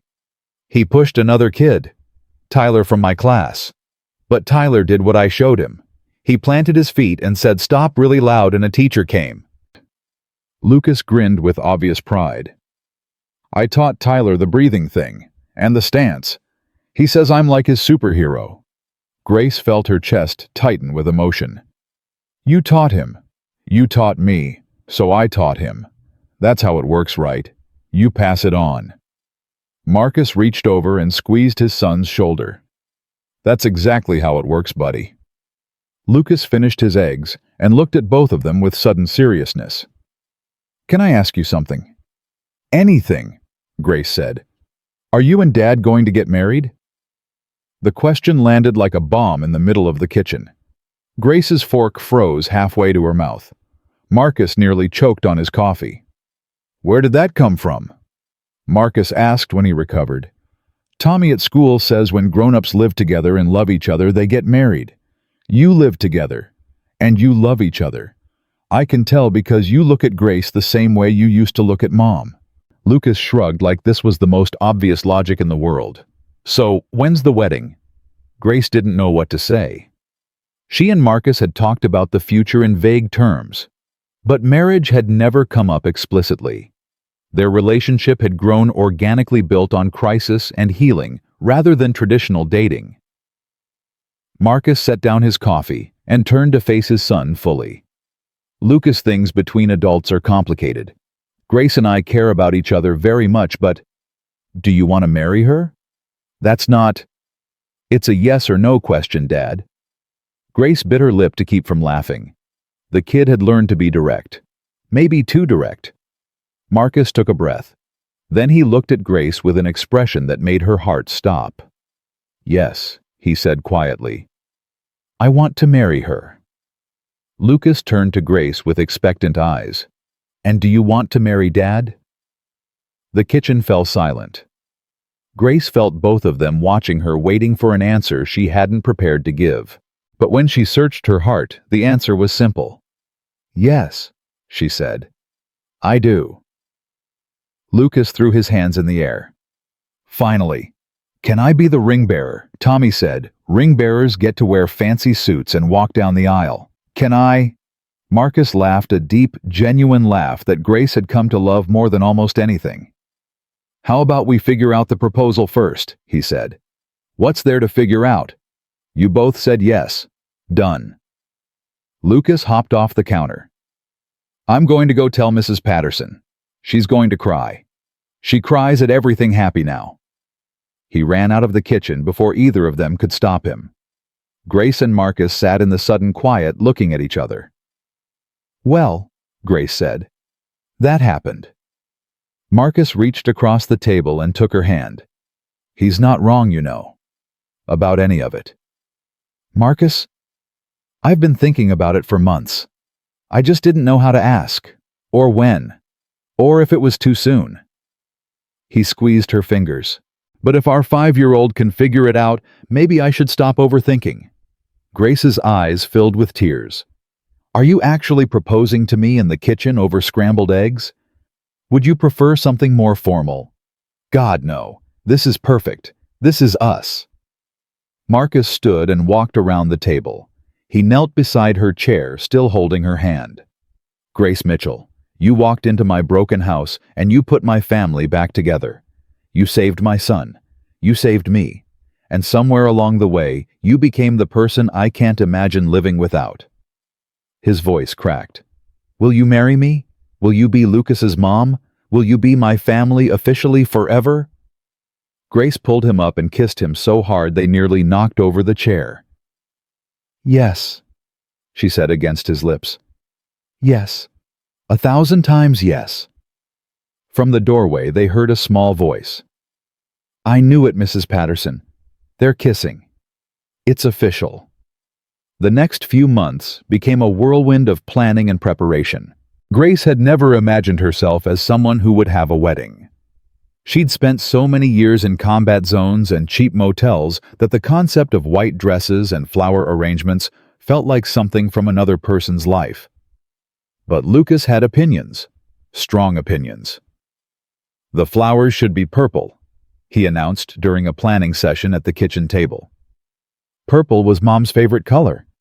Grace looked at Marcus uncertain. Are you okay with that? Including Emily in the wedding? Marcus nodded slowly. She would want to be there. She would want Lucas to feel like she's part of this even now. And can we put her picture at the ceremony? Lucas asked. So she can see. Grace felt her heart crack open. This child who had lost so much was finding ways to include his mother in his new happiness, instead of choosing between past and present. Of course we can, she said. We'll make sure she has the best seat in the house. Lucas beamed. She would like you, you know. Mom, she would think you're really cool. You think so? I know so. Dad told me once that Mom always said the best people are the ones who show up when things are hard. And you showed up when things were really, really hard. Grace had to leave the room for a moment after that. She stood in the hallway, pressing her palms against her eyes, overwhelmed by love for this little boy who had taught her more about courage than 6 years in the army ever had. Marcus found her there. You okay? Your son is going to destroy me with kindness. Marcus smiled and pulled her into his arms. He gets it from his mother. Which one? The question hung in the air. Then Marcus kissed her forehead. Both of them. The wedding was scheduled for a Saturday in October, exactly 1 year after Grace had first heard Lucas crying in that hallway. But 3 days before the ceremony, everything almost fell apart. Grace was reviewing the final details with the wedding planner when her phone rang. A number she didn't recognize. Hello. Is this Grace Mitchell? A woman's voice, official and clipped. Yes, who is this? This is Margaret Chen from the Department of Veterans Affairs. I'm calling about your benefits review. Grace's blood ran cold. What benefits review? It's come to our attention that there may be discrepancies in your disability claim. We need you to come in for an evaluation, tomorrow if possible. Tomorrow I'm getting married in 3 days. I understand, ma'am, but this is a mandatory review. Failure to appear could result in suspension of your benefits. Grace's mind raced. Her VA benefits helped cover therapy medication for the anxiety that still flared, sometimes support systems she had come to rely on. Losing them would be devastating. But the timing was suspicious. Too convenient to be coincidence. Who initiated this review? Grace asked. Silence on the other end. Ms. Chen, who requested this evaluation. I'm not at liberty to... Victoria Ashworth. It was Victoria, wasn't it? More silence. Which was answer enough. Grace hung up and immediately called Marcus. We have a problem. Victoria hadn't given up. The custody hearing had been a public humiliation. Her husband's political career had taken a hit when the campaign finance investigation became front-page news shortly after. She blamed Marcus. She blamed Grace. And she had been waiting for the perfect moment to strike back. The benefits review was just the beginning. That evening, Marcus's lawyer called with more bad news. Someone leaked details about Grace's military service to a tabloid. They're running a story tomorrow about her time in Afghanistan, claiming she was discharged under questionable circumstances. That's a lie, Marcus said. She was honorably discharged. I know, but the story will run anyway. By the time we issue a correction, the damage will be done. Can we stop it? Not legally, not in time. Marcus hung up and found Grace sitting in the training room alone in the dark. You heard, he said. I heard. He sat down beside her on the mat. We'll fight it. We'll sue for defamation. It won't matter. Grace's voice was flat, defeated. People will believe what they want to believe. The story will spread. Everyone at the wedding will have seen it. Our families, our friends, your business contacts. They'll all be looking at me and wondering. Wondering what? If I'm really who I say I am. If I deserve any of this. She turned to look at him, her eyes bright with unshed tears. Maybe Victoria's right. Maybe I am just the help who got lucky. Maybe I don't belong in your world. Marcus took her face in his hands. Look at me. Grace. Look at me. She met his eyes. Victoria Ashworth has spent her entire life believing that worth is measured by bank accounts and last names. She doesn't understand that some things can't be bought. Courage, loyalty, love. You have more of those things in your little finger than she has in her entire body. Marcus, I'm not finished. His voice hardened. Tomorrow that story is going to run. And yes, people will talk. People will whisper. People will wonder.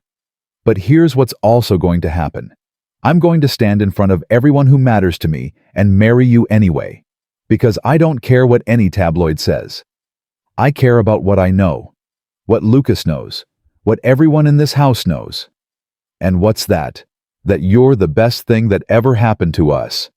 And no amount of lies can change that. Grace leaned forward and pressed her forehead against his.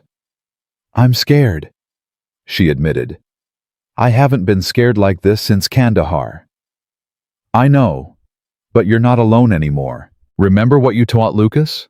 You don't have to be unafraid. You just have to keep showing up. Grace took a shaky breath. I can do that. Then we show up together. Deal. Deal. The tabloid story broke the next morning.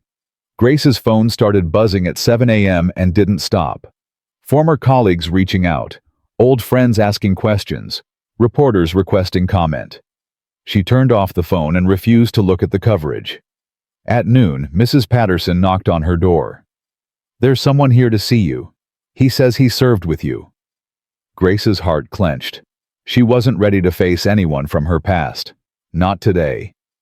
Tell them I'm not available. I tried. He's quite insistent. He said to tell you Sergeant Williams sent him.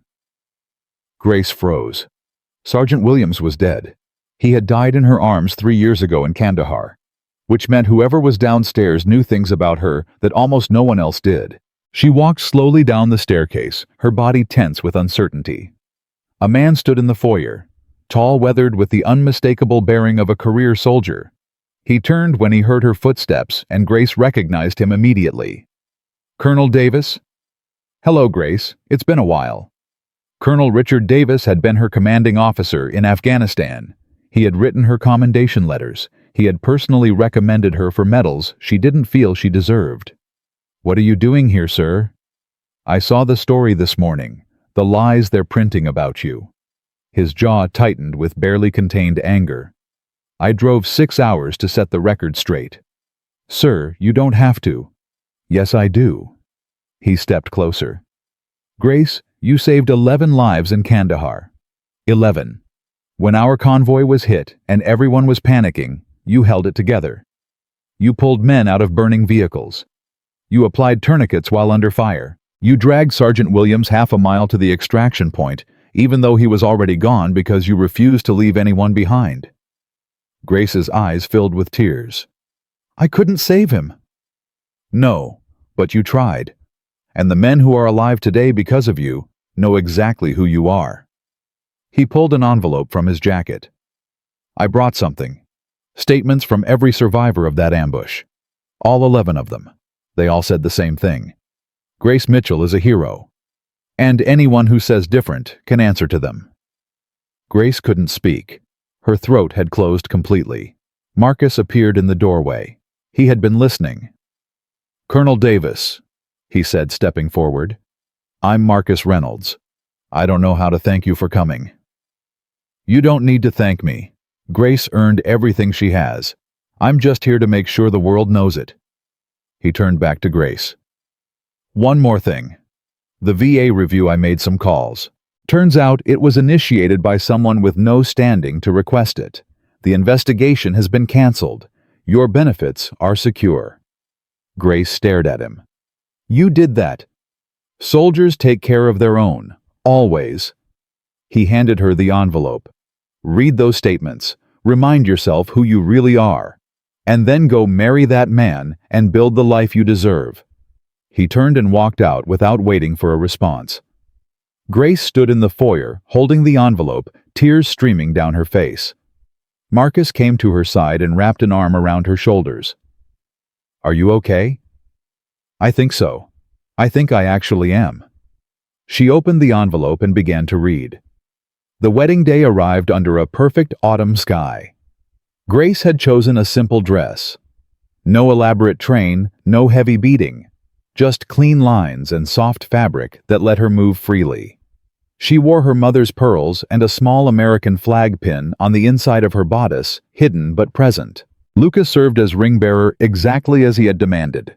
He wore a tiny suit and carried the rings on a pillow with such serious concentration that several guests had to hide their laughter. The ceremony was held in the Reynolds estate garden, where Emily's favorite roses still bloomed. Her photograph sat in the front row surrounded by purple flowers, just as Lucas had requested. When Grace walked down the aisle, she didn't feel nervous. She felt ready. Marcus waited at the altar with tears already streaming down his face, making no effort to hide them. "You look beautiful," he whispered when she reached him. "You look like you're about to fall apart." "I am. Is it obvious?" "Very." She squeezed his hand. "I've got you." The officiant began the ceremony. Traditional vows exchanged with trembling voices and steady eyes. Then came the part they had written themselves. Marcus went first.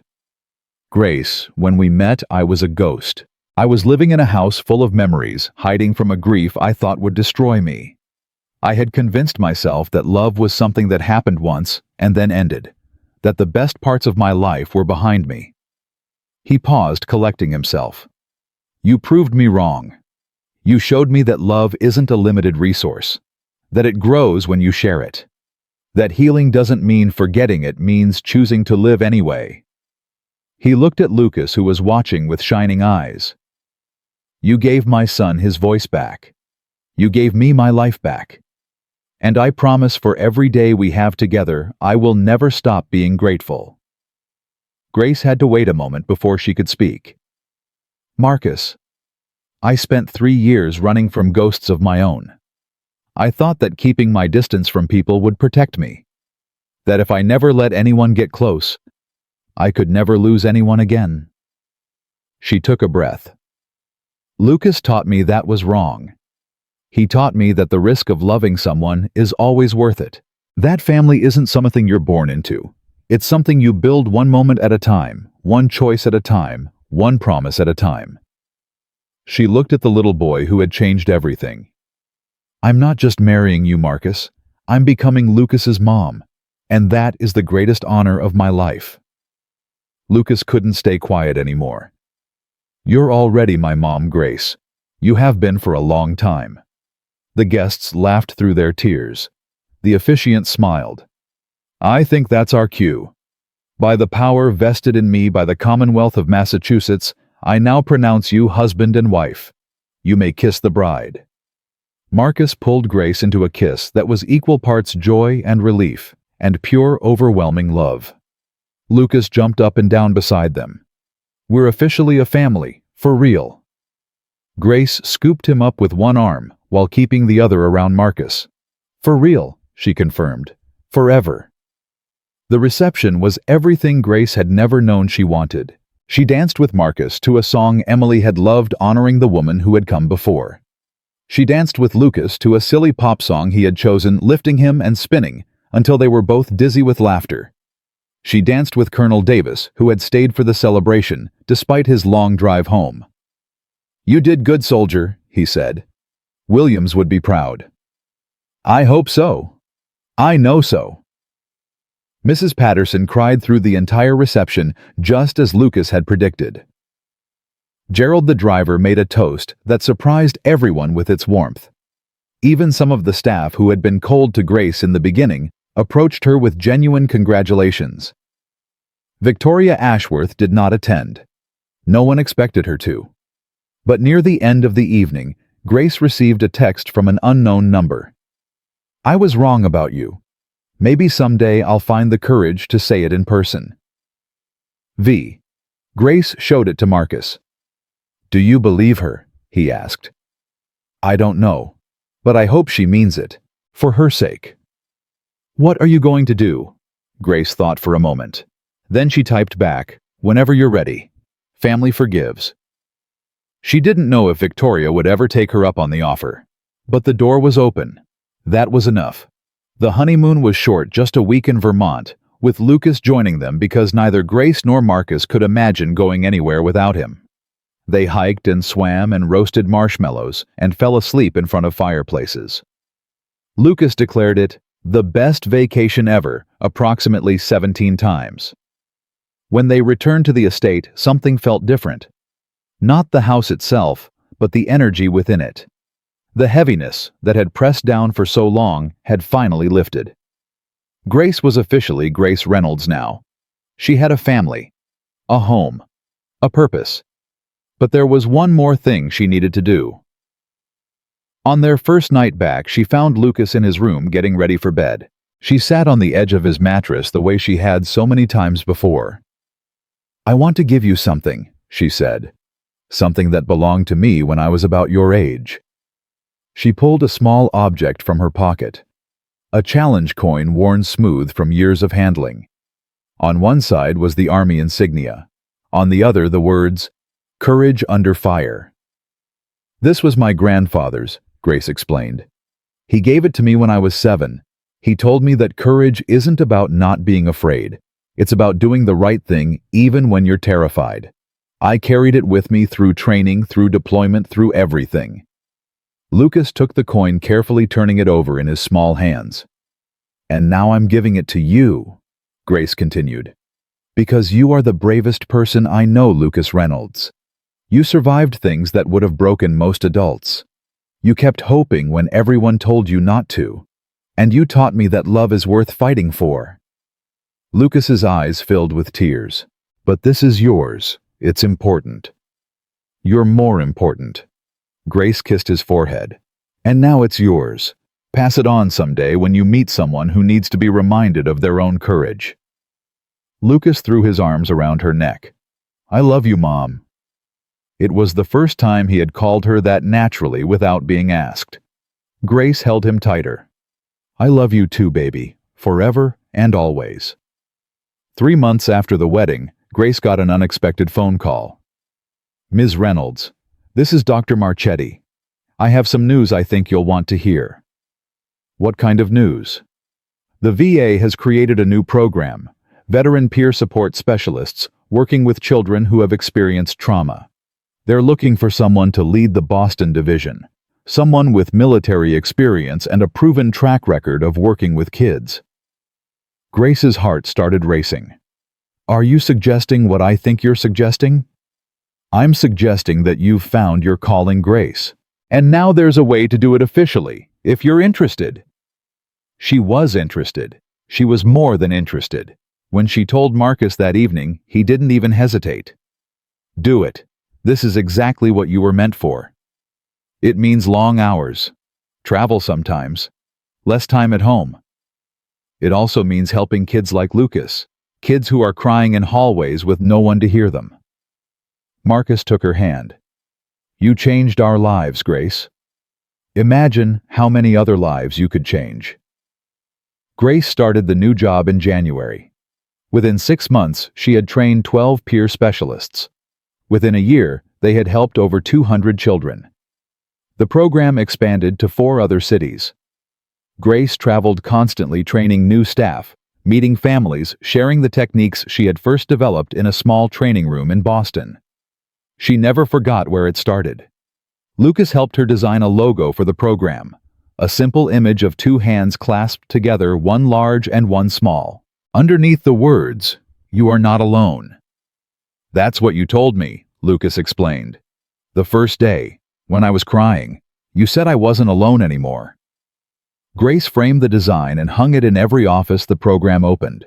Marcus's company became the primary corporate sponsor. He redirected resources, donated equipment, and personally appeared at fundraising events. Reynolds Technologies became synonymous with veteran and child support programs. Emily's memory was woven into everything they built. Her letters to Lucas were eventually compiled into a book, with proceeds going to grief counseling services for families who had lost parents. The book became a bestseller. The messages of love and hope reached thousands of people Emily had never met but would have wanted to help. Lucas grew up surrounded by love. He continued his self-defense training well into his teenage years, eventually becoming an instructor himself. He taught classes on weekends, working with kids who reminded him of his younger self. The scared ones. The invisible ones. The ones who needed someone to notice. On his 16th birthday, he stood up at dinner and made an announcement. "I know what I want to do with my life." Marcus and Grace exchanged glances. They had wondered for years. "I want to be a child psychologist," Lucas said. "I want to help kids who are going through what I went through. I want to be the person who shows up when things are hard." Grace started crying before he finished speaking. "That's exactly what your mom would have wanted," she said. "Both your moms." Lucas grinned. "I know. That's why I chose it."